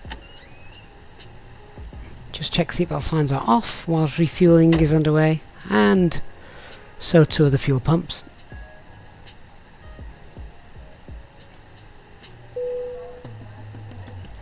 Cabin crew, we can open the doors now and start letting them on board. Thanks very much. Okay, so overhead's fine, the center instrument panel is fine. Let's just come down here and check, see what has and what hasn't been done. As we can see, transponder should be set to standby. We should actually turn that to 1000, as we were chatting about earlier whilst in Italy. There we go. Set the tilt back to above, TCAS. So everything there is where it should be. I'm deliberately leaving the rudder left 0.2. We'll see if the pilot monitoring sorts that out with his flows. We're going to come up here, the glare shield. Now the initial climb out for this departure would normally be given to us by air traffic control. Air traffic control we're not using today, so I'm going to set that to 10,000 feet. We'll also use get out of track FPA, put it back onto heading and VS mode. Flight directors 1 and 2 is now back on. Clear any warnings as well. And checking things like parking brakes, brake pressure. Back. No issues. That was on the quick. walk around. That was very quick. No issues with the walk around. Well, good for him. But I'm not ready for him to do anything else just yet. So let's come down now. And this, I see a lot of people asking me, how do you do a second flight, a turnaround flight? It's exactly the same. You can see the box has already reset itself. So now I just need to go to the McDo menu, ATSU, and just pull in the SimBrief flight plan that I've just created, hopefully pinned for you as well if you're watching on YouTube. So init press, pull that in. There we go, 47 minutes flight time. Again, nice short flight. And insert the payload. There we go. That is done. IRS3 nav green. And let's get the uplink.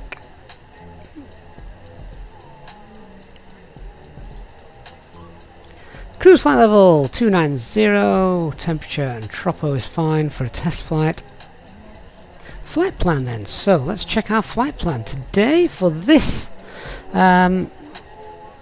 second flight of the day. We're going to be departing runway 22 left, where we've just landed, and it's the GNR 8 Charlie. GNR 8 Charlie, insert. And then at arrival, did anyone spot the user point there? Nothing to be worried about, but it's just when you've been flying the custom, the experimental build, it's nice not to have them. So it's going to be another RNAV approach. RNAV runway 31. I think. Yeah, RNAV 31. And that is the Elgus 1 X-ray. And that brings us in via, is it Rodgo? Is that even there? Actually, I think that's the final approach fix. Let me just get the chart up for that. Oh, Anaco. And then Rodgo, as you can see. So Anaco is correct. And insert. Flight plan distance 277 miles. Oh, I've got 280, so that's good. The RadNav page here for our departure out of Pisa. Well, we can pop in the Pisa VOR, which is PIS.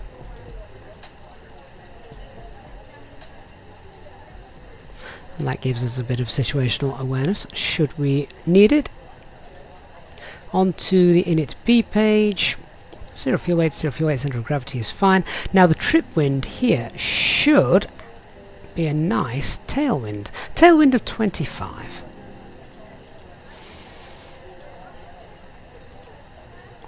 And fuel, we should have 5.5 tons more, sorry, correction, 4.5 tons, so 4.4 APUs burning that. So that's plenty, 4.4. And the alternate is around 1.3 tons. Which gives us some extra flight time of 12 minutes. That's not a great deal, but normally we'd load more fuel than this. I'm literally sticking to the plug fuel just for this. So that's all set. Our performance then, transition altitude here at Pisa is 6,000 feet. Thrust reduction acceleration is 1,006 feet. I'm happy to leave that where that is. Same with engine out acceleration. We're going to go flaps 1 and check those V speeds.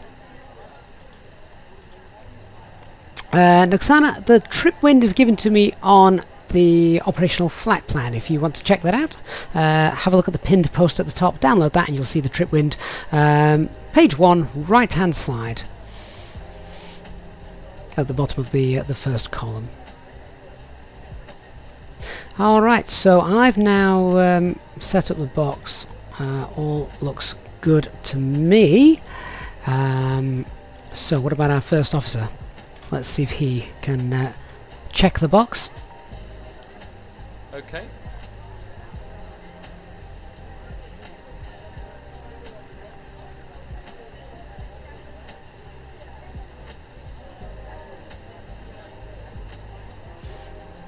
Hi, the security and safety checks are all done. Are you good to start boarding? Yes. Okay. I can already hear the passengers getting on board though, so we already are. I might ask the cabin crew for a cup of tea as well on this flight. Okay, let's quickly go over a rough departure brief. So we're now going to taxi back out onto runway 22 right, or rather runway 04 left, as we're going to be heading north. We'll then taxi all the way to the end, make a right on Delta and depart runway 22 left. On departure runway 22 left, I want to see what this looks like in a moment. It would have been lovely to fly this actually. This is a great little departure to fly using the custom flight plan manager. As you can see, it's almost straight out, and then a circle back over to the Pisa VOR and then out to Gina.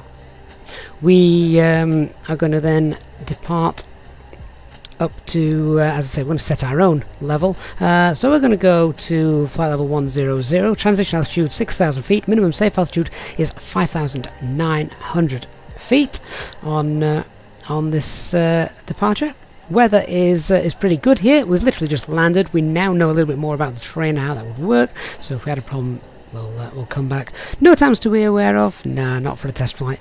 Threats to be aware of. The terrain that was around us just as we came, took off. Sorry, just as we came into land. So we know all about that. If we had to come back and land, I would just pre-program the box again, going from GNR, and we'd just fly the approach that we've just made and come straight back in. So let's have a look at the engine out procedure just in case. So it's a standard engine out procedure. If we have to take off, 12.5 degrees pitch. Standard engine out, we would pull the heading bug. We want to go nice and straight. We don't want to continue flying the SID on this. And then at 1,600 feet, we make a right-hand turn to the Babnu holding point, which I presume, if we come down here, we should see that somewhere near here, shouldn't we? If we make a right-hand turn, where's the Babnu holding point? I'd have to search for that. B-A-B-N-U. Quick search. Okay. He's hiding from me. Where is it? There. There's a holding point there? Okay.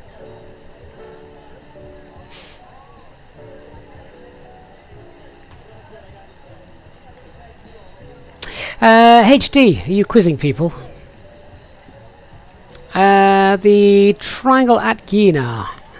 Is that compulsory reporting? So, let me get rid of that.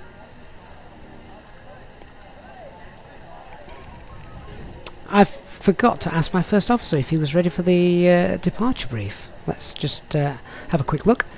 Are you ready for the takeoff briefing? Ready. So, hope he was listening to everything I just said. Any questions?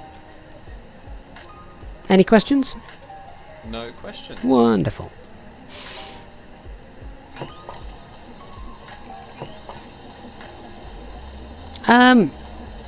What have you just done, First Officer? Oh man, someone sack this guy. Wipers off. Oh, what, mate, what are you doing? It's not even raining. You've just wrecked the windshield. Don't touch things that you don't understand. Christ, it's like talking to my 6-year-old.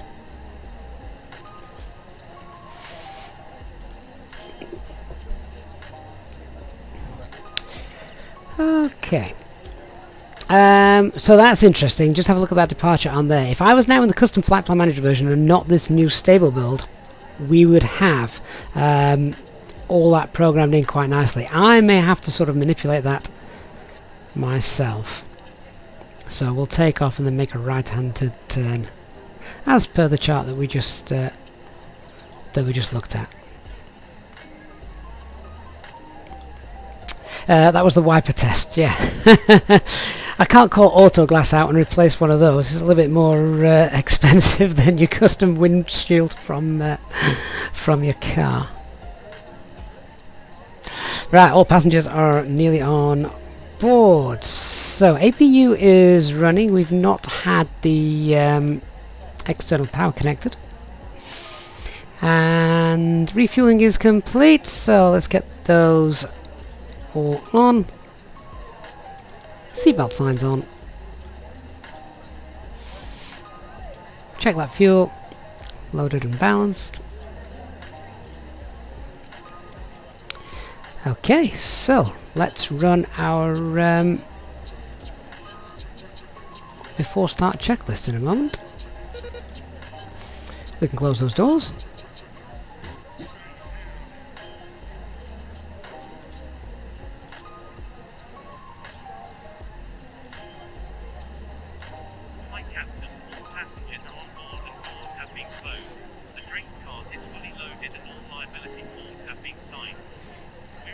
ready to go.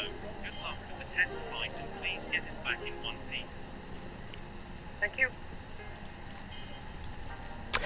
So I think the first officer is doing some random other checklist. So let me just try and cancel that. Cancel checklist. He's cancelled the last command. That's good. Cancel checklist. Close enough.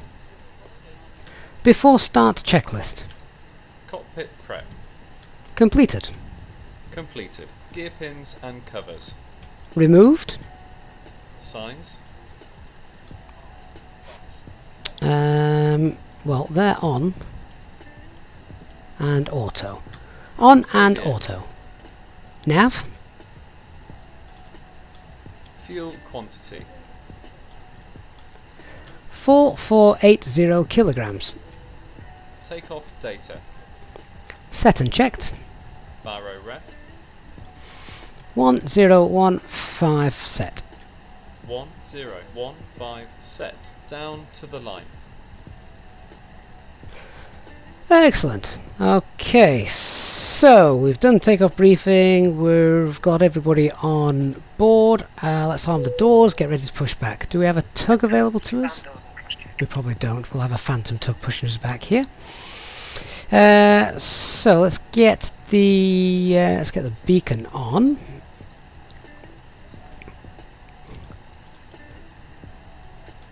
Beacon light on and transponder set to standby.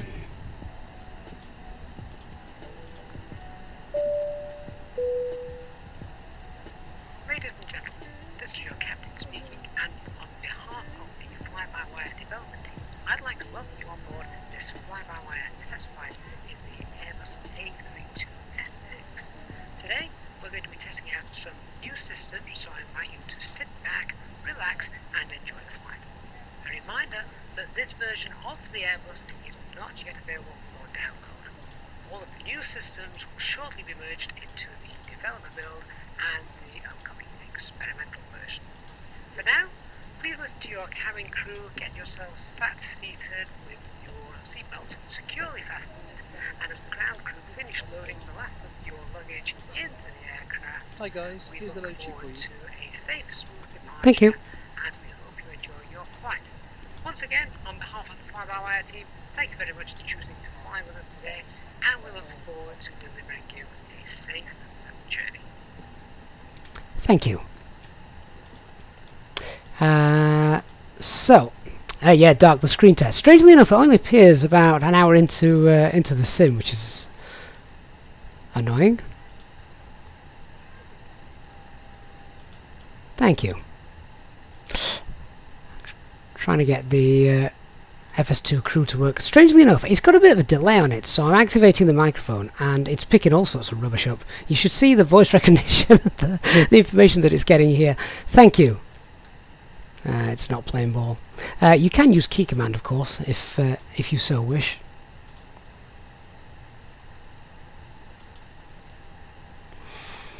Right, so let's. Oh no, wrong one. Go away. We want the pushback.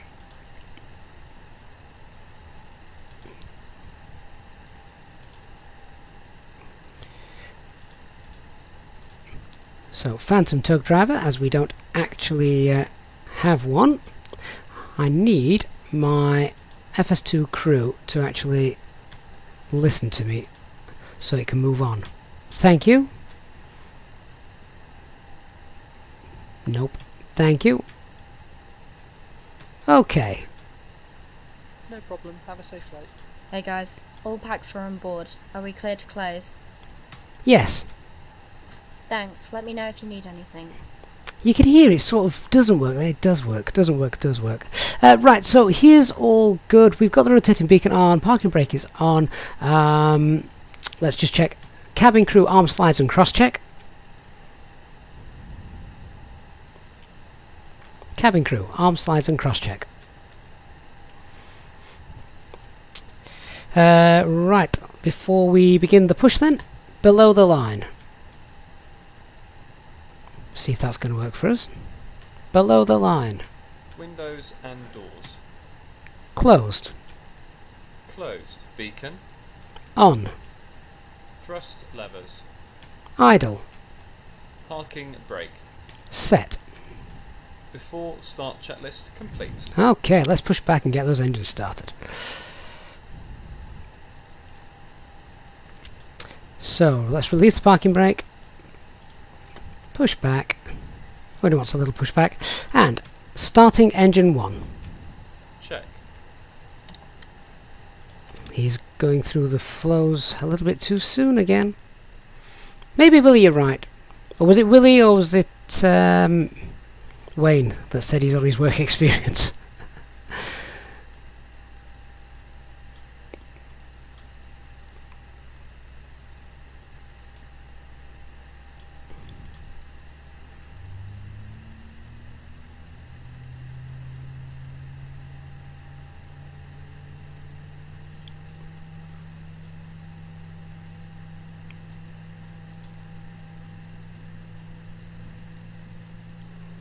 Plenty of weather as we were coming in. Let's see what it's like heading back out as we fly over mainland Italy.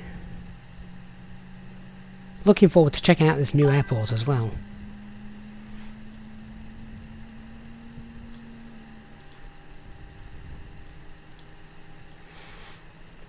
So engine number 1 is spooling up, as you can see. He's not started the timer.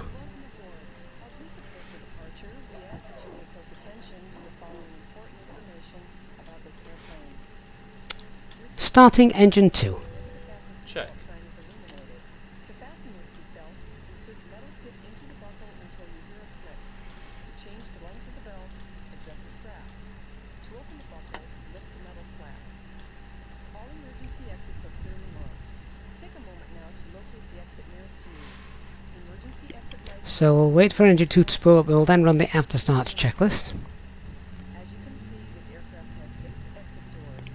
3 doors are located on the left side, and 2 doors. Barry, I would hope my kid would know what to do better than the FS2 crew at the moment. Sometimes the problem is when it works, it's fantastic.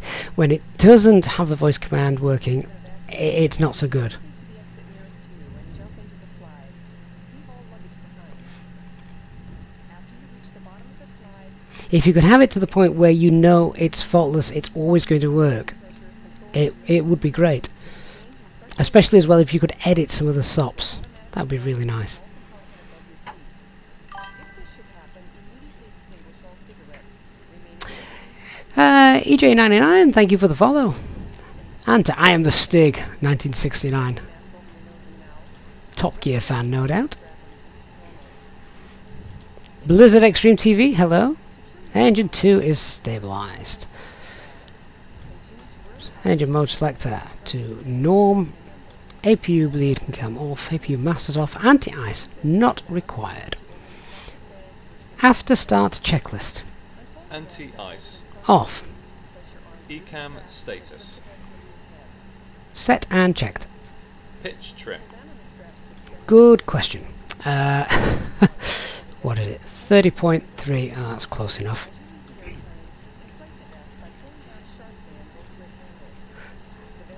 Oh, I've lost my mouse cursor. I forgot doing that. Loses your mouse cursor, doesn't it? That's a sim issue though, not a stable build issue. There we go. Set and checked. Rudder trim. And is that set to 0? Are you doing that or am I? Why didn't you do that? You should have done that. Look, you've set the spoilers. You've gone flaps 1. There we go. 0. After start checklist complete. Clear left side. Clear right side. Okay then. Flight controls check. Flight controls check. Ready. Full up. Full down. Neutral. Full right. Full left. Neutral. Full right. Full left. Neutral. We'll let him do his checks.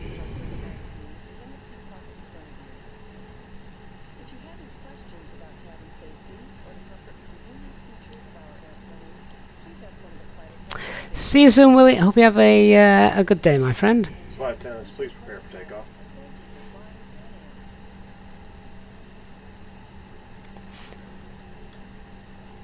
Okay, I think we're ready to move. So, before we taxi, let's just check if the taxi light on. Yes, it is. Let's release that parking brake and let's head out.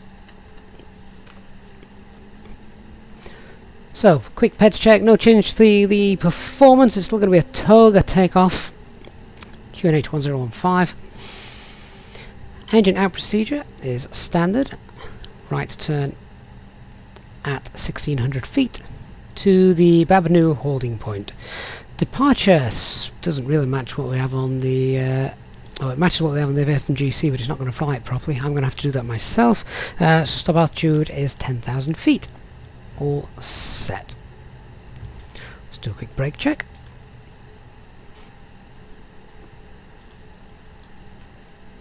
Brake check. Pressure 0. Very good. Ready. Before takeoff checklist. Flight controls. Checked.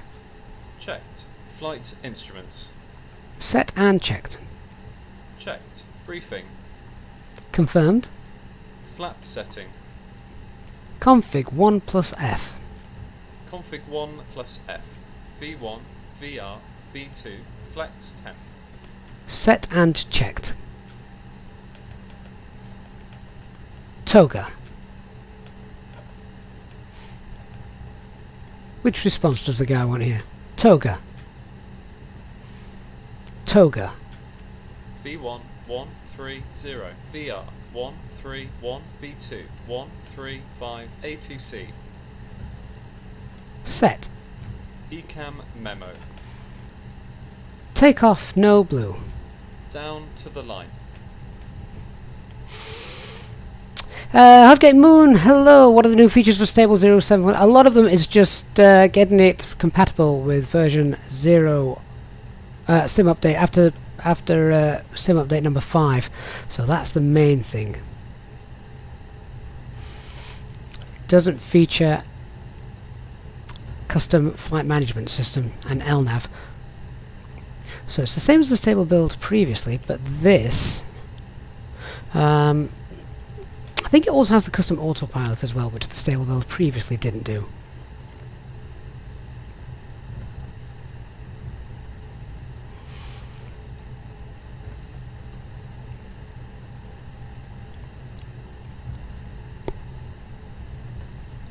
So here comes our right hand turn onto runway 22 coming up. It looks like a school bus in the way.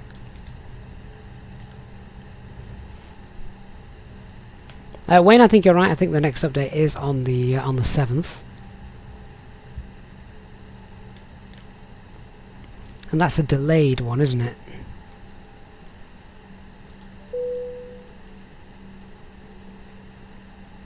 Cabin crew seats for takeoff, please. Okay, let's get the lights on.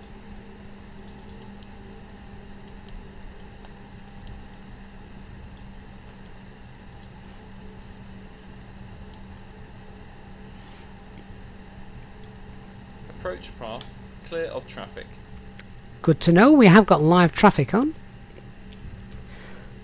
Below the line. Cabin crew. Advised. TCAS. TARA. Engine mode selector. Normal. PAX. Off. Before takeoff checklist complete. I say that off. I didn't actually look, but he has taken care of that. God bless him. Okay, so other things to check. Yeah, we need to get the transponder on. Oh, that looks good. That's fine. Right then, I'm going to have to sort of manually fly this SID. I think. So, ready? Ready. Takeoff. Check. Start the chrono and try Check. again.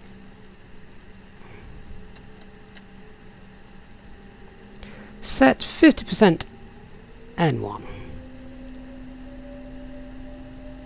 And set takeoff thrust. Man toga. Thrust set. SRS.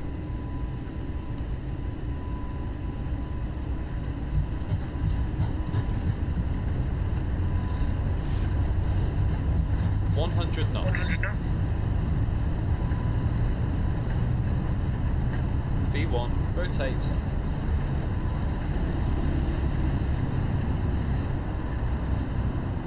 Positive climb. Positive rate climb. Gear up. Gear up. And nav. So ignoring the flight directors at the moment. Gear up. And now lower that pitch and we'll set climb thrust. Climb thrust, climb.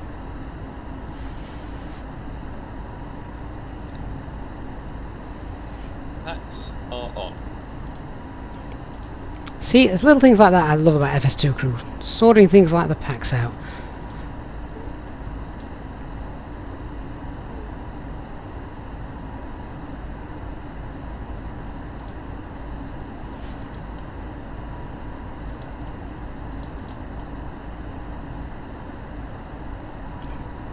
And when we're 4 miles from Pisa, we're going to make a right-hand turn. Checked. Flaps 0. Speed checked.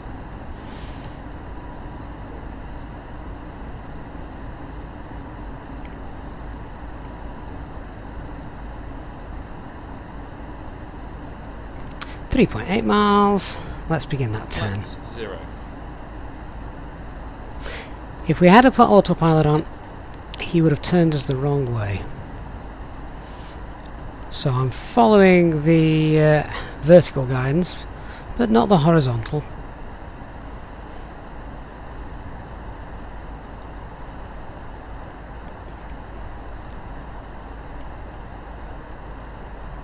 And all we're doing now is essentially flying back around to the Pisa VOR.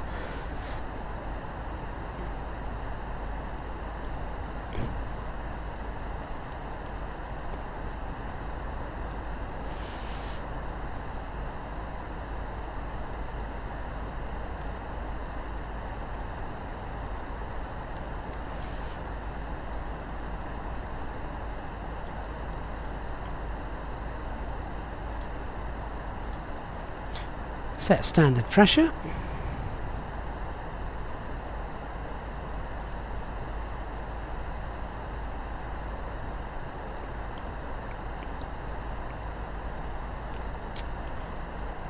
Speed Alt star. However, we're going to set a higher altitude. Let's set flight level 250. Thrust climb, open climb.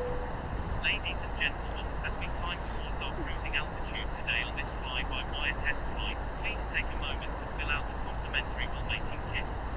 You'll find this in the pocket of the seat in front of you. Once again, we thank you for being passengers on board this special test flight and promise you that the drinks trolley shall be around shortly. If you have any special requests for today's flight, please contact a member of our cabin crew. You may now also switch back on your electronic devices. However, a reminder that this is a test flight, and so you do so at your own risk. Thank you. So now we're going to overfly the Pisa VOR, and we could probably get, once we've done that, we'll get the autopilot back on, because I've had enough of hand flying.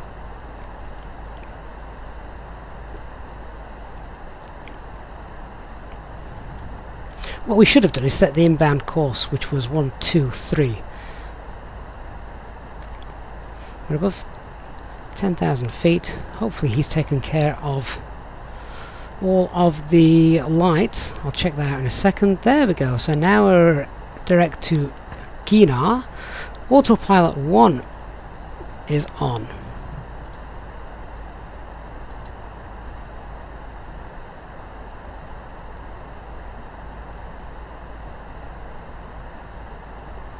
HD, did I exceed the bank angle? What was the bank angle? Did I go over 33?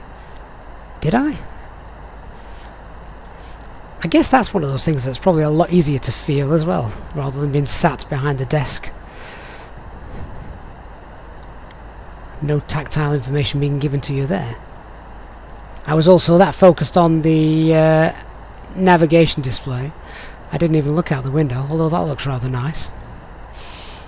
Right, so now we've done that, let me just check. He has got all the lights off.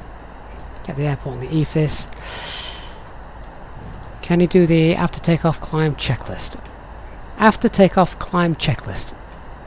Landing gear. Up. Flaps. Retracted. Packs. On. Down to the line.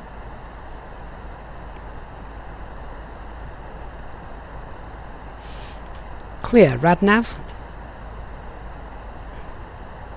Oh, he's refusing to do it now, HD. He must have heard you. Calling me lazy. Clear. Radnav. Okay. Oh no, he is doing it.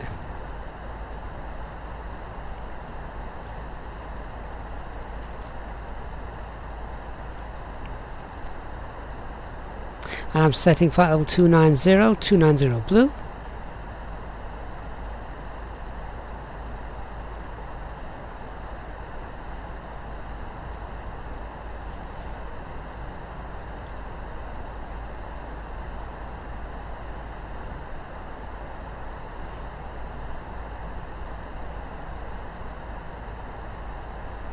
HD, sadly, yes. I think you have to go through it, otherwise the next one doesn't work. And that's what I say, it's got a specific flow of things that if you don't complete one, the next one doesn't work, and so forth. So I'm just going to check the prog page. 290, yeah, I didn't think there'd be an issue with that, but there we go, 290.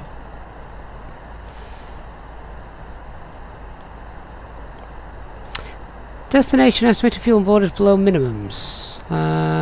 Ooh, I hope not. It's not a massive flight, this one.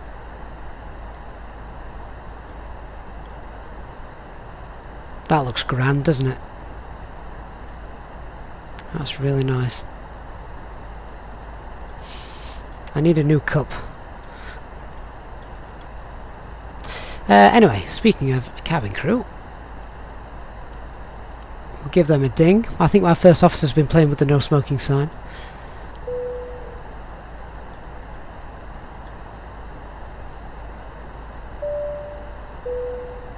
Ladies and gentlemen, the captain has now turned off the seatbelt sign and you are now free to move around the cabin. We do recommend, however, when in your seat, that you keep your seatbelt fastened at all times in case of unexpected turbulence. The toilets are now available.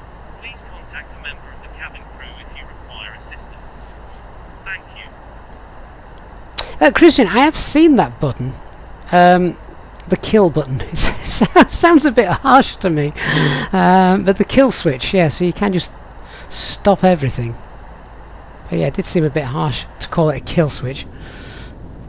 Reset, I would have thought, maybe. Oh, that looks beautiful. That looks really neat.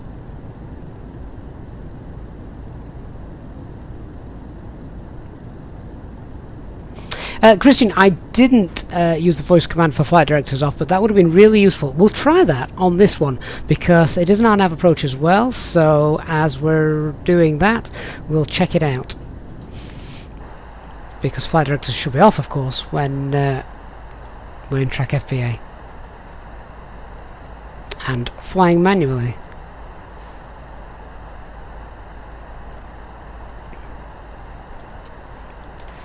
There's actually some really nice looking cloud formations ahead. Thankfully, we're not going to be flying into any of that rubbish. I think we've got a right-hand turn. Look there, we can see that on the navigation display. That's probably 30-40 miles away. But we've got a nice right-hand turn coming up to get us away from that. Mohammed, no, it's going to be runway 31. Winds are 280 at 10, I think, something like that.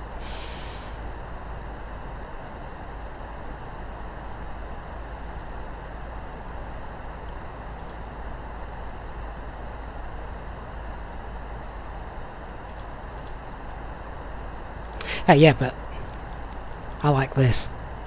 Does this work? Hi, how can I help you? One juice, please. Okay, I'll bring the drinks up in a minute. she's a good one.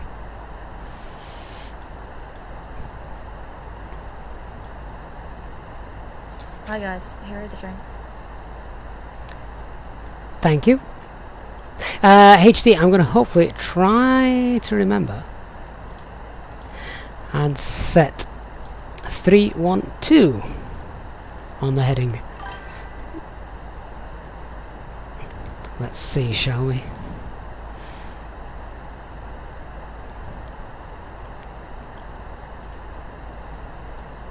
Passing 25,000 feet, we're now coming up on 26,000 feet.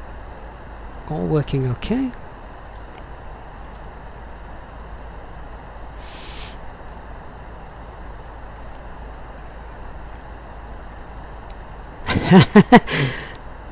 HD, I'm guessing it takes, obviously, a few years to become au fait and well trained in the art of piloting the aircraft. How long does it take to train the cabin crew?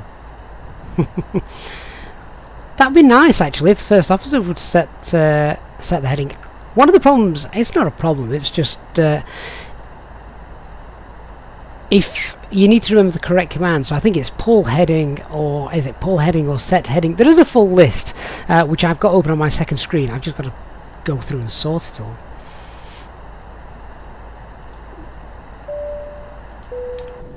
Ladies and gentlemen, on this test flight for FlyByWire, we are pleased to be able to offer you exclusive tax-free savings on all your purchases today. You may wish to consider upgrading your service to becoming a channel member and benefit from the extra perks that are available.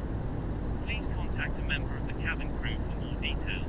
Please remember that this version of the Airbus A320neo is not yet available for downloading. 1,000 to go.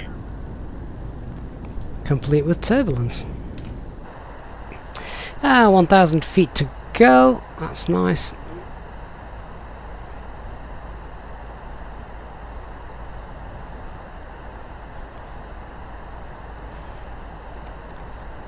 Trade movement, if the first officer had the ability to land the aircraft. Well, obviously the real ones in real life, they do. Otherwise they wouldn't be in the aircraft. But if you're talking about FS2 crew, I don't think you can. But you'd just use the autopilot, wouldn't you? And ask for an auto land.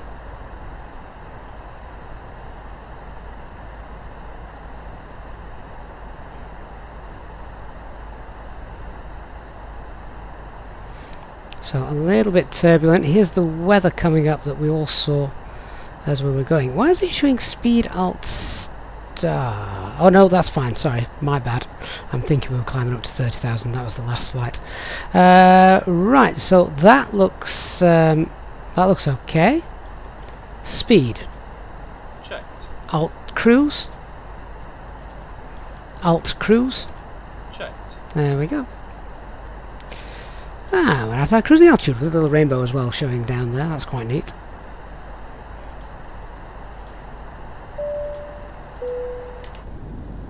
Ladies and gentlemen, from the cockpit once again, just let you know we've reached our cruise level for the flight today.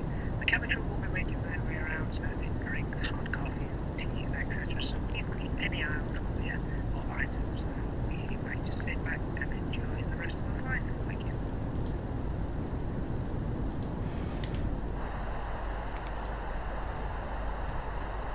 FB, you noticed the blocky screen draw, yeah, the screen tearing. You found having VSync on in both Sim and NVIDIA control panel caused this. Well, I've not got it on in the Sim, I've only got it on in the NVIDIA control panel, but I think it's actually caused by the render scaling being above 100. I might have to scale it back, but it's a shame because it never used to do it prior to Sim Update 5. How often have we said that? HD, it would be good if they could fly a sector and you be the PM. You do this every stream of ours, don't you?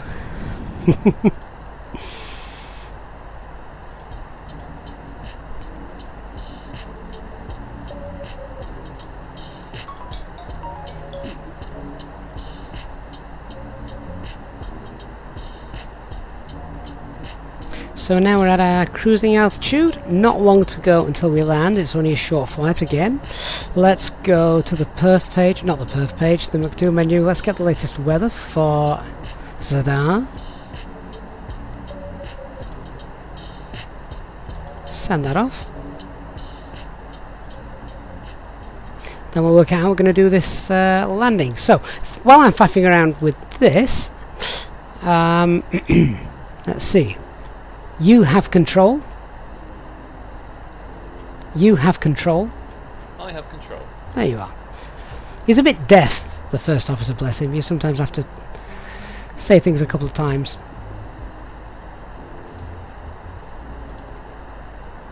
So let's see, what have we got? 310 at 10. Here's the wind. 1016, the QNH. And no significant changes. Few clouds, 4,000 feet, that's fine. And temperature 25 degrees.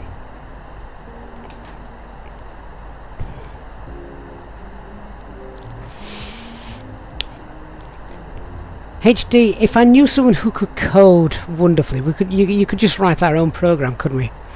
The HD school of A320 flying, which was basically just you flying, and every time something's slightly offset, it just comes out with the centre line, for Christ's sakes, and I have control, screaming away at you in your right hand ear.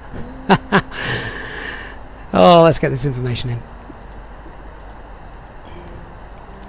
1016, 25 degrees.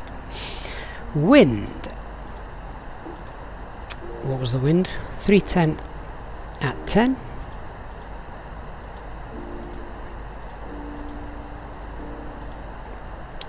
Right, grab the charts. Transition altitude.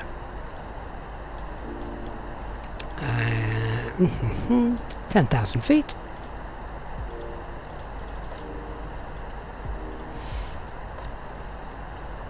And let's have a look then at the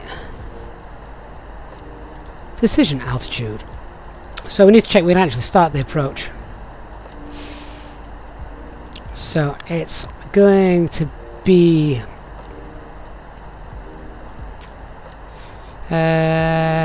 HD, just confirm something for me. It's not 510 because we can't use final approach mode. Is it right that it's 600? We've only got LNAV. So decision altitude is 600. Runway visual range has to be 1.2 kilometers, which it is. But yeah, I think 600 is right. HD will confirm that for me.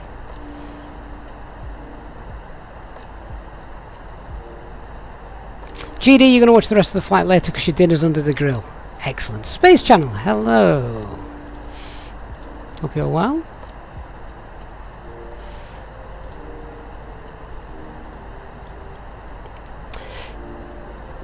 Can we still use 510? Oh, fair enough.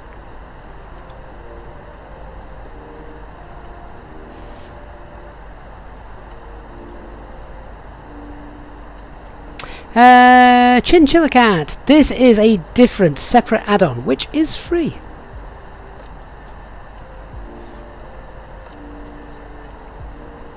Oh, so we still use the LNAV and VNAV minimums, but we just can't fly it with final approach. No, sadly that is still not working. So, platform altitude is 3,000 feet. Minimum safe altitude for this is 8,000 feet. That sounds a bit excessive coming in from this coming in from the south, but fair enough. Lewis Aviation, hello, good to see you. Let's just put that decision altitude in, 510.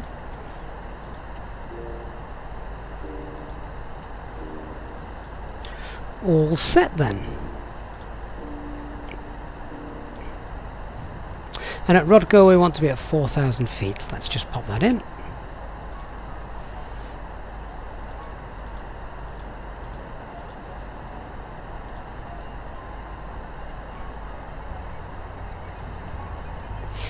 Now we've got a tailwind, so we're pretty much going to start that descent very soon because it's going to get us down rather quickly. What are we at? We're at flight level 290. So Probably going to start that descent. Probably about, to slow down as well, about 100 miles away. So only about 30 miles. So, let's see.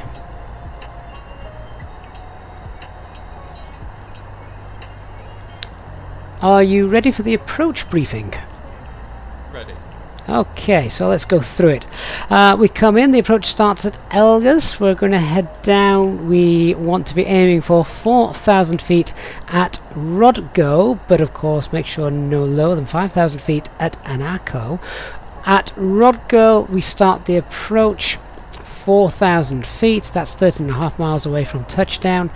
And from there, we then descend, from Rodgo, we then descend down to 3,000 feet. It is a 3-degree flight path angle at Levpa, and that should get us down nice and safely. Runway elevation is 258, and our missed approach altitude is climbing straight ahead to 1,300 feet. The left turn to Sal. Proceed to Sogra, climb to 3,000 and hold. How nice it will be when the go-around track is in there. HD, thank goodness you've come back and said that, because I was going to message you afterwards and go, what? Explain that for me. What was it, 600? Let's go in and change that.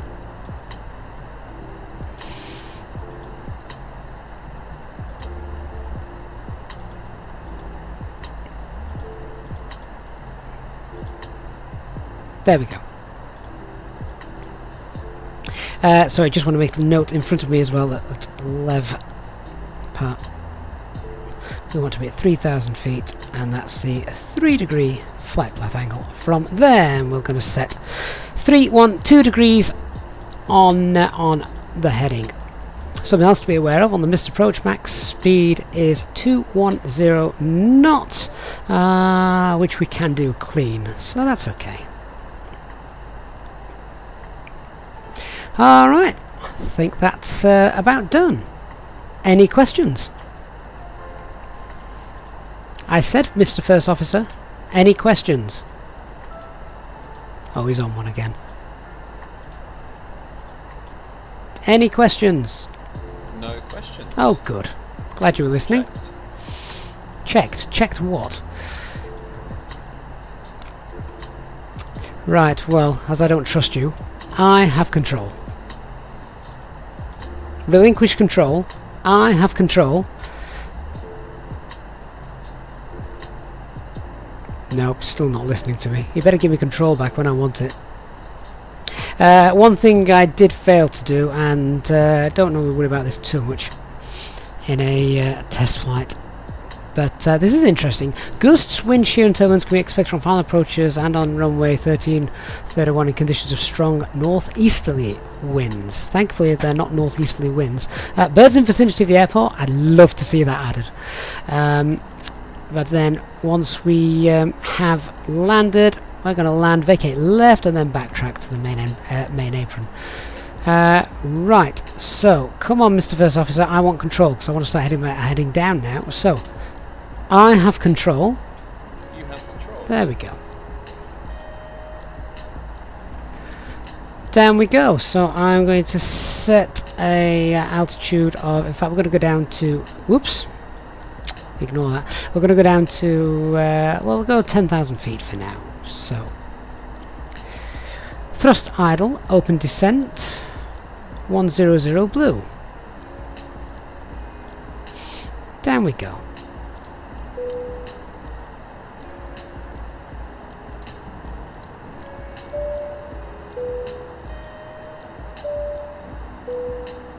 Ladies and gentlemen, the captain has turned on the fasten seatbelt sign. If you could please return to your seats and ensure that your seatbelt is securely fastened. If you are travelling with an infant, please ensure that they are secured safely using the infant seatbelt provided. The toilets will now go out of use until the fasten seatbelt sign is turned off. Please contact a member of the cabin crew if you require assistance. Thank you. Ladies and gentlemen, the flight deck once again. Delighted to know that we are switched checks and tests on here. And So there you can see the start of our approach, 60 miles away. at which point, cabin crew will start to prepare for our arrival. So if you could please make sure that they are there and assist the cabin crew as they start moving around the aircraft. It would be much appreciated. Thank you, and we'll have an update for you shortly. Once again, HD is just championing the fact that there should always be 2 pilots up front in a commercial airliner. Well, as the first officer has once again gone and chucked on the seatbelt signs nice and early, let's run our approach checklist. So minimums are set, 600, double checking that. Engine mode selector is normal, electronic flight bag is stowed, and we have briefed our approach. If you've enjoyed the stream so far, please do hit the like button, helps other people to find the channel. And of course you can also hit the subscribers button as well. Don't forget to turn on notifications so you don't miss any future content from the channel.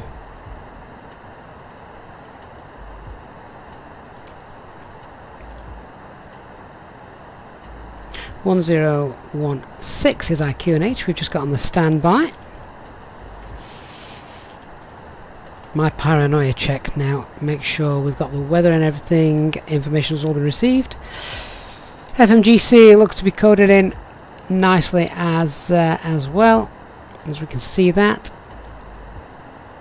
Landing elevation is 258 feet. I'm going to set auto brake low. We've done the arrival brief. We've got the weather radar on at the moment. Weather radar looks absolutely fine, so I'm actually going to get the terrain radar on as we come down. Standby instrument is set. Now we're on the way down.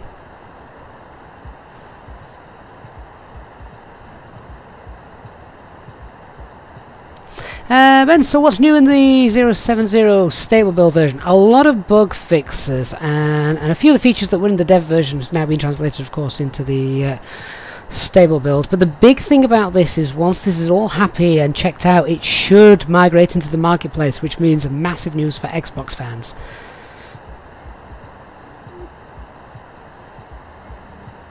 HT, can we press the middle standby button to set standard? Let's see. Oh, we can! Oh, I didn't know that. That's new.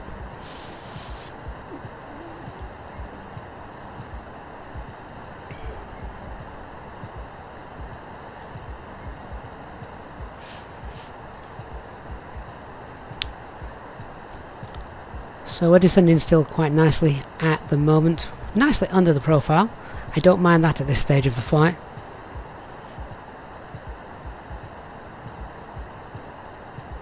So for those of you that may be joining a little bit late, we're testing two new things today that are currently unreleased. Number one is this stable build, version 0.7.0. Oh, okay. He's a bit previous, isn't he? Then we're also about to land at a brand new unreleased airport available from Orbx very soon.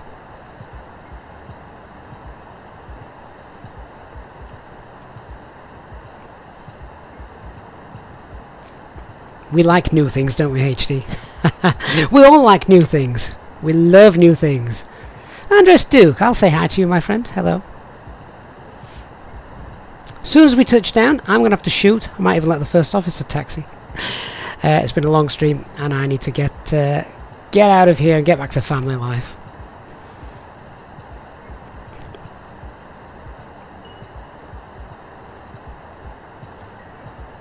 If you do have any questions following the stream, then please do leave a comment and I'll come back to you. Sarkotech, does the overfly button work? No, not yet.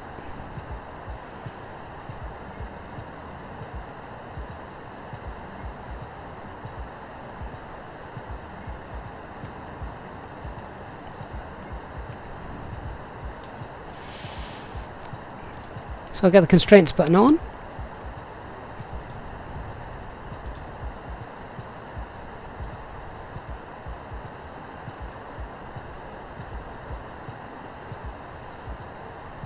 I'm just checking, you can turn flight directors off using the voice command. one of the other voice commands is also flight directors off, bird on. Alwyn, do I have Instagram? No, I'm far too old. I wouldn't even know what to do with it. I can just about work Facebook. Nicholas, so the voice control is FS2 Crew, available specifically for the A320NX. We're just testing both at the same time.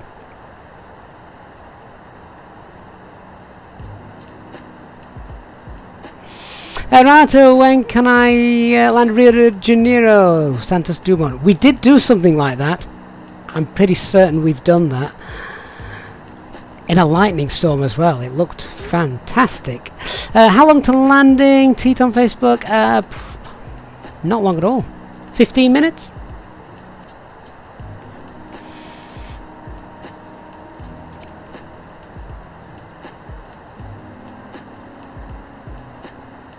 Sarkotech, if it works on the experimental, you have to remember it's because the experimental version has the custom flight plan manager, which is great.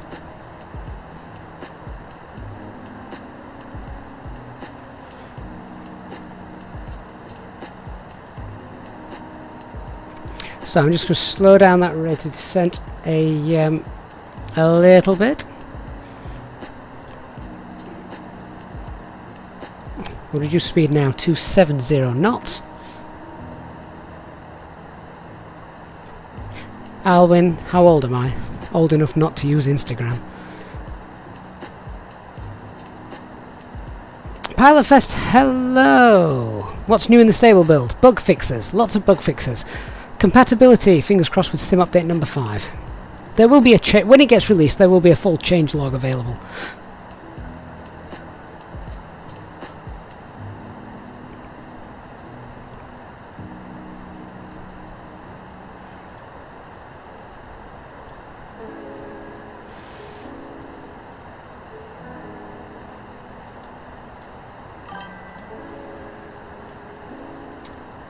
And thank you to Shama for subscribing.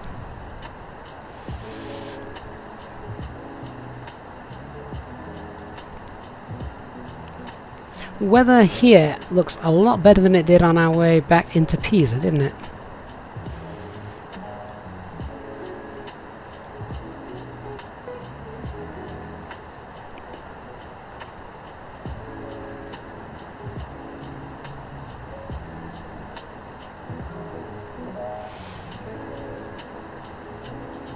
So a reminder, we're looking to be at Rodgo at 4,000 feet. To go.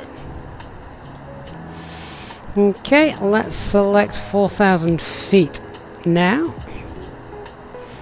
And we'll set the local pressure. QNH, not QFE. Please. There we go. 1016.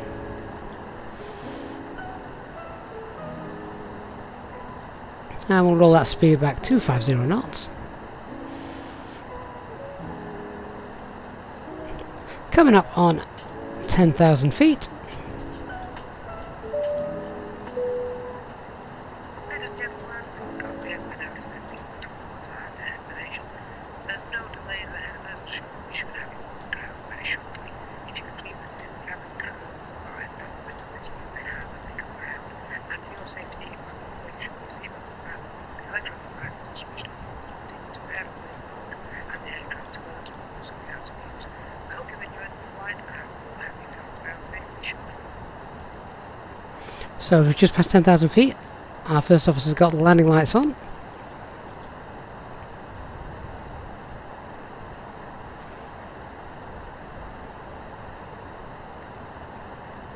FS2 Crew appears to be working with all versions. Well, I say all, not with the stable version that's currently available, but I don't think that works at all at the moment following sim update number 5.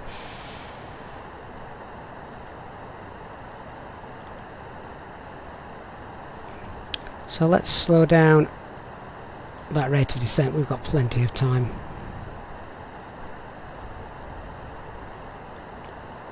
So, speed and 800 feet per minute.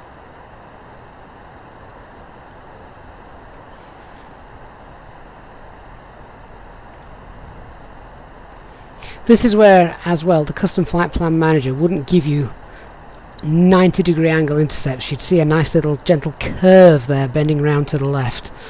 And it also wouldn't jump waypoints, which we saw going back into Pisa an hour or so ago. And I'd prefer to have a working flight plan manager, and I can do away for now with terrain radar and weather radar. They're nice to have, of course. TCAS as well. Oh, did First Officer set TCAS?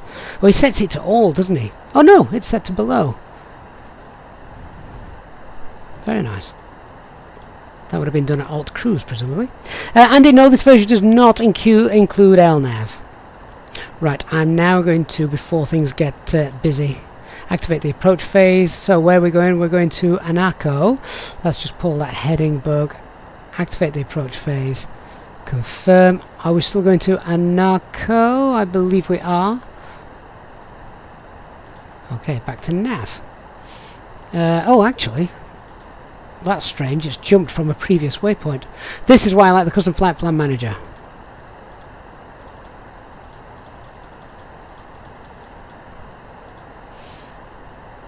Direct to Anaco. Nav, Anaco. There we go.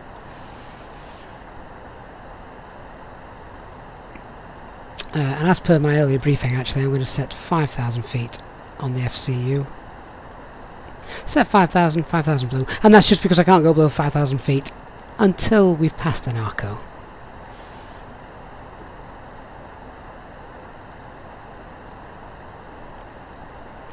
HDC, Pilot Fly would normally set TCAS. That's the difference with being a single pilot compared to, obviously, real world. Being a single pilot in the sim, you do everything. So, you forget what actually is your job and what the pilot monitoring's job is.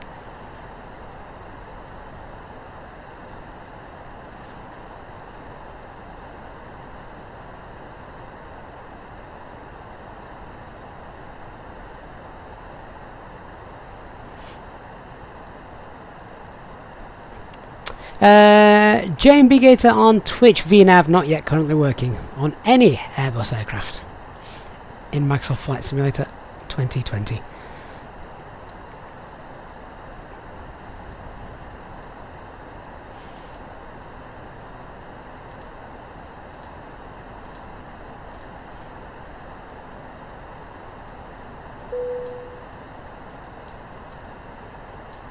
Cabin crew, about 15 minutes to landing if you can prepare the cabin, thank you.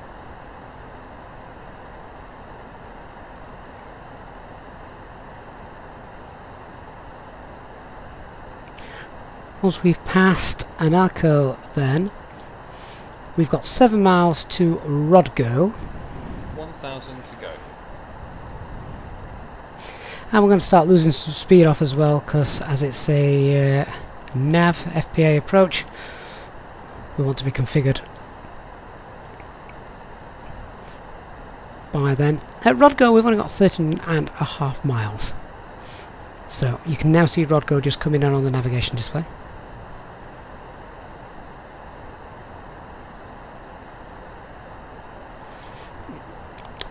Ranger Rick, I don't think we're going to see single pilot operations, not in my lifetime.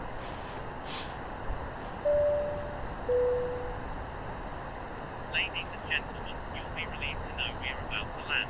Please make sure you are seated with your belts fastened and your trays in the upright position. Okay, manage speed, now set. For landing. Thank you.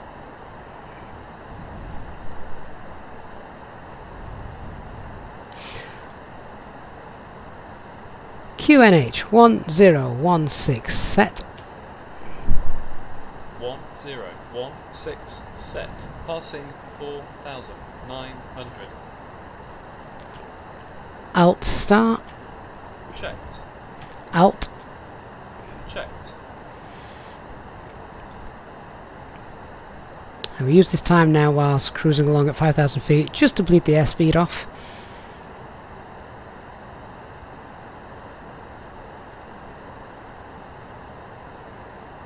Hey, Mad Pilot 01.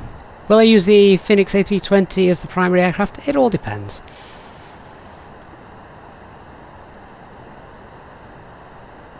All depends. We know it's very, very detailed, but what documentation is coming with that detail?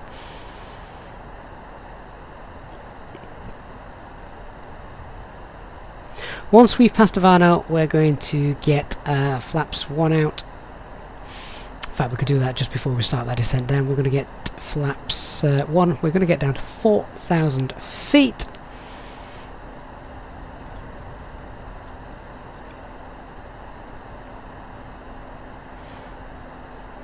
And we're going to head down.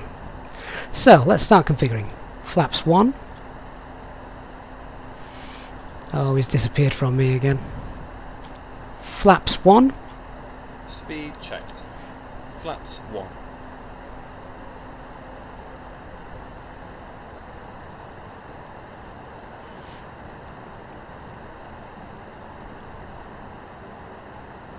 Just wondering if you see the airport. I wonder if that's it over there.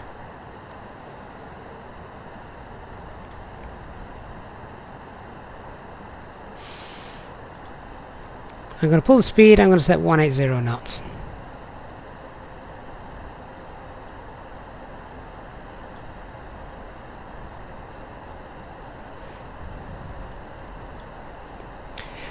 Okay, and let's head down 4,000 feet. Open descent. Now.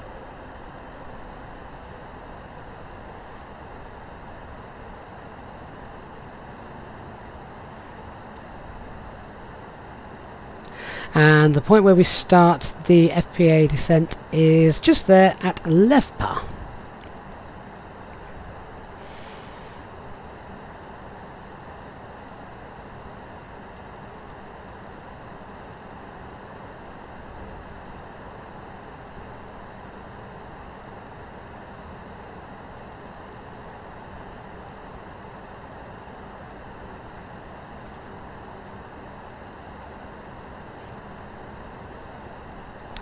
When we get to Levpa, we are only 8.5 miles away.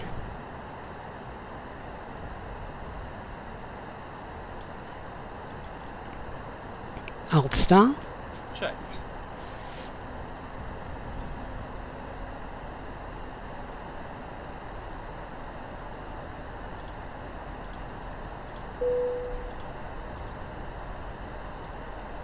Cabin crew, please take your seats for landing.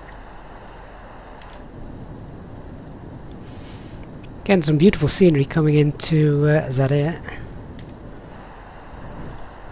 It's been a while since we've done a multi-sector live stream, so I hope you guys have enjoyed this today. Putting it through its paces, we managed to do a turnaround. New stable build seems to be working very, very well indeed.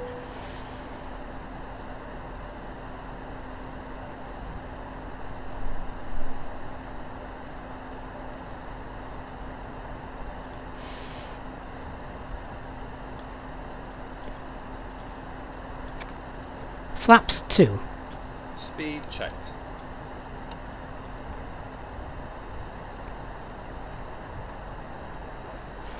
Okay, let's get down to Flaps 2. 3,000 feet. Set 3,000 blue.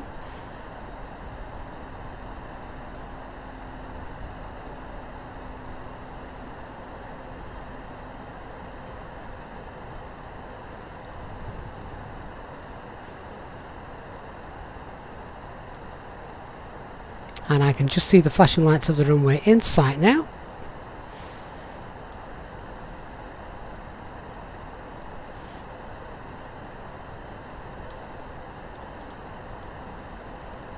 VDEV brick has once again appeared. Sadly, it didn't work last time.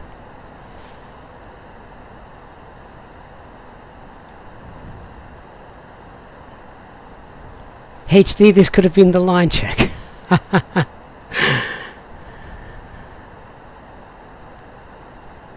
You have to let me know afterwards how we did. To be fair, we haven't gone into as much detail as we would have done on a real ops flight.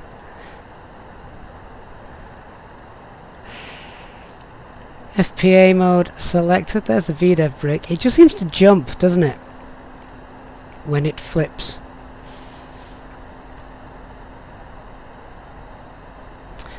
3-degree descent path angle. Let's go ahead and set.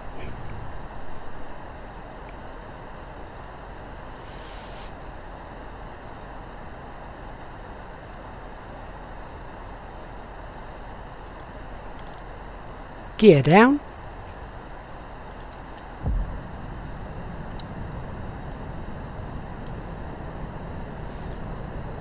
Flight attendants, please prepare. FPA 3 degrees is set. VDEV brake's actually moving this time, so we'll use that.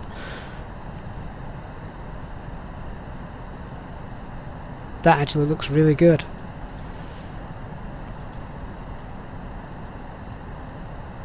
That looks really nice.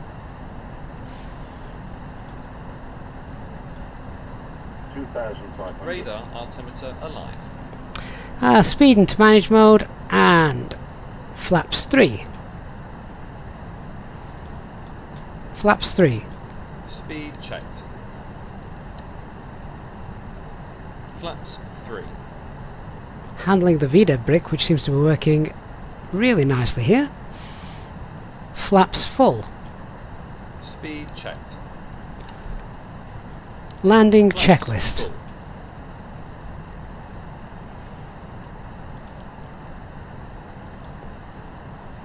Landing checklist. Is he not going to go through it? Am I going to have to do it manually quickly? Landing checklist. Okay. Cabin is secured. Auto thrust. Speed. Go around altitude. Not set. Actually it is.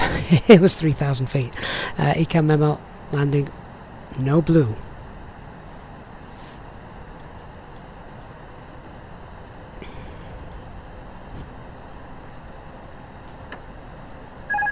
Autopilot off. Flight directors off.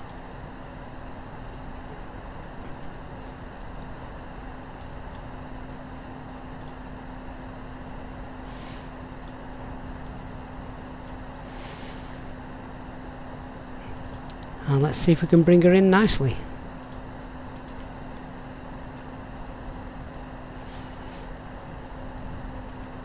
We've now got the VDEV brake to check out, which seems to be working really nice. 1,000. 1,000 feet.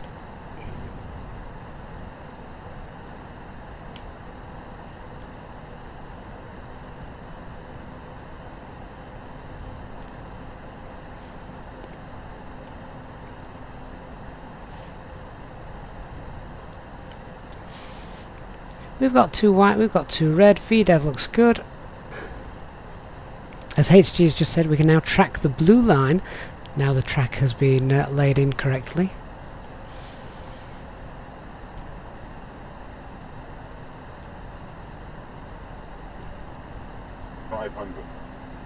So a reminder, this airport is not yet released, available from Orbx very soon. 100 above. So 500, approach is stable. 400.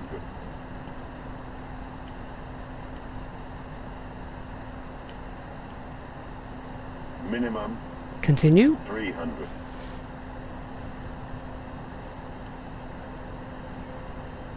200.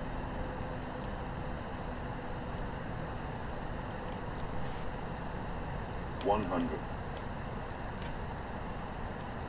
50. 40. 30. 20. 10. 5.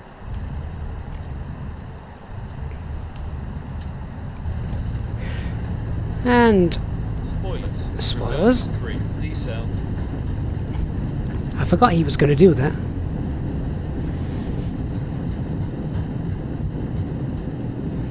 $70 knots. 70 knots. Reverses off. Disconnect the auto brake.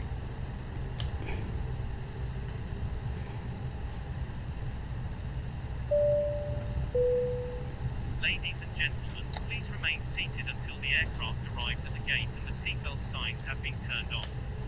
You are reminded to keep all electronic devices switched off. and Military keep out of the airport as well, I think. If you enjoyed this flight, you can now join the channel. We'll roll to the end. I will give a nice scenic tour, and then I need to shoot off, guys. So I really hope you've enjoyed that.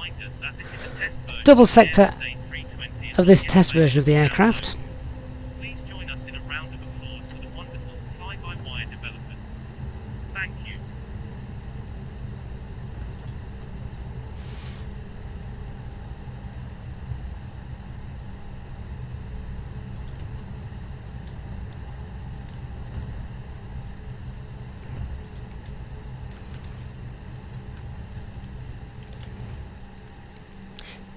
So I'm not sure when this airport is actually about to be released, as I say, available from Orbx. It's usually, I think it's within the next week or so.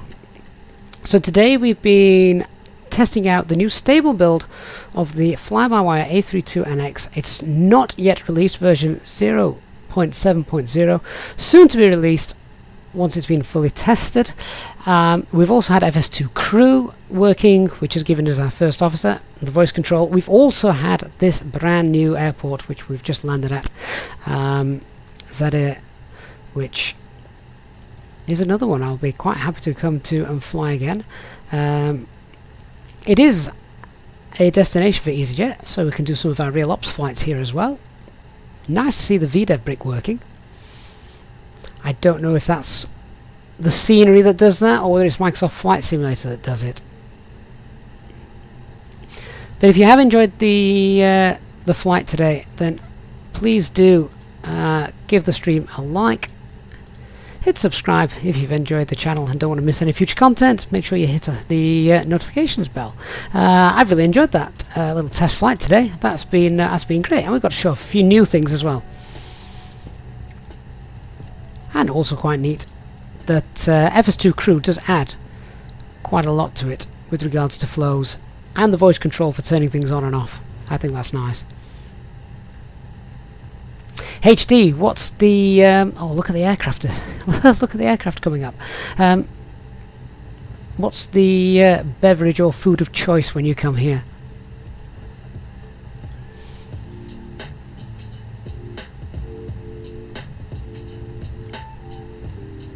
Check that out. What even are they? They look like Soviet-built aircraft. I'm afraid I'm not very good at my military aircraft recognition skills, especially helicopters as well. So I've no chance. But even look how the rotor blades droop as well. That's really neat. I like that.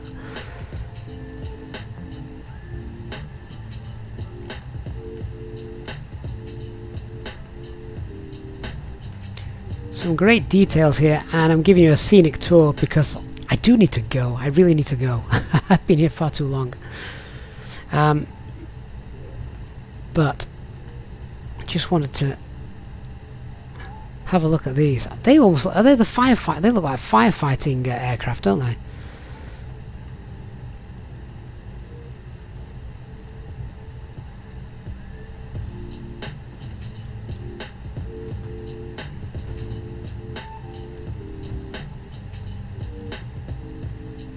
Lifetime and live weather as well we've done on today's stream, which is always neat. Now, my only gripe with this, as much as they are nice, I don't mind the military aircraft being there because that really doesn't affect flights on VATSIM, but if you are flying on VATSIM, static aircraft are just going to get in the way. Even though there's an Easyjet aircraft there, it sadly would just get in the way.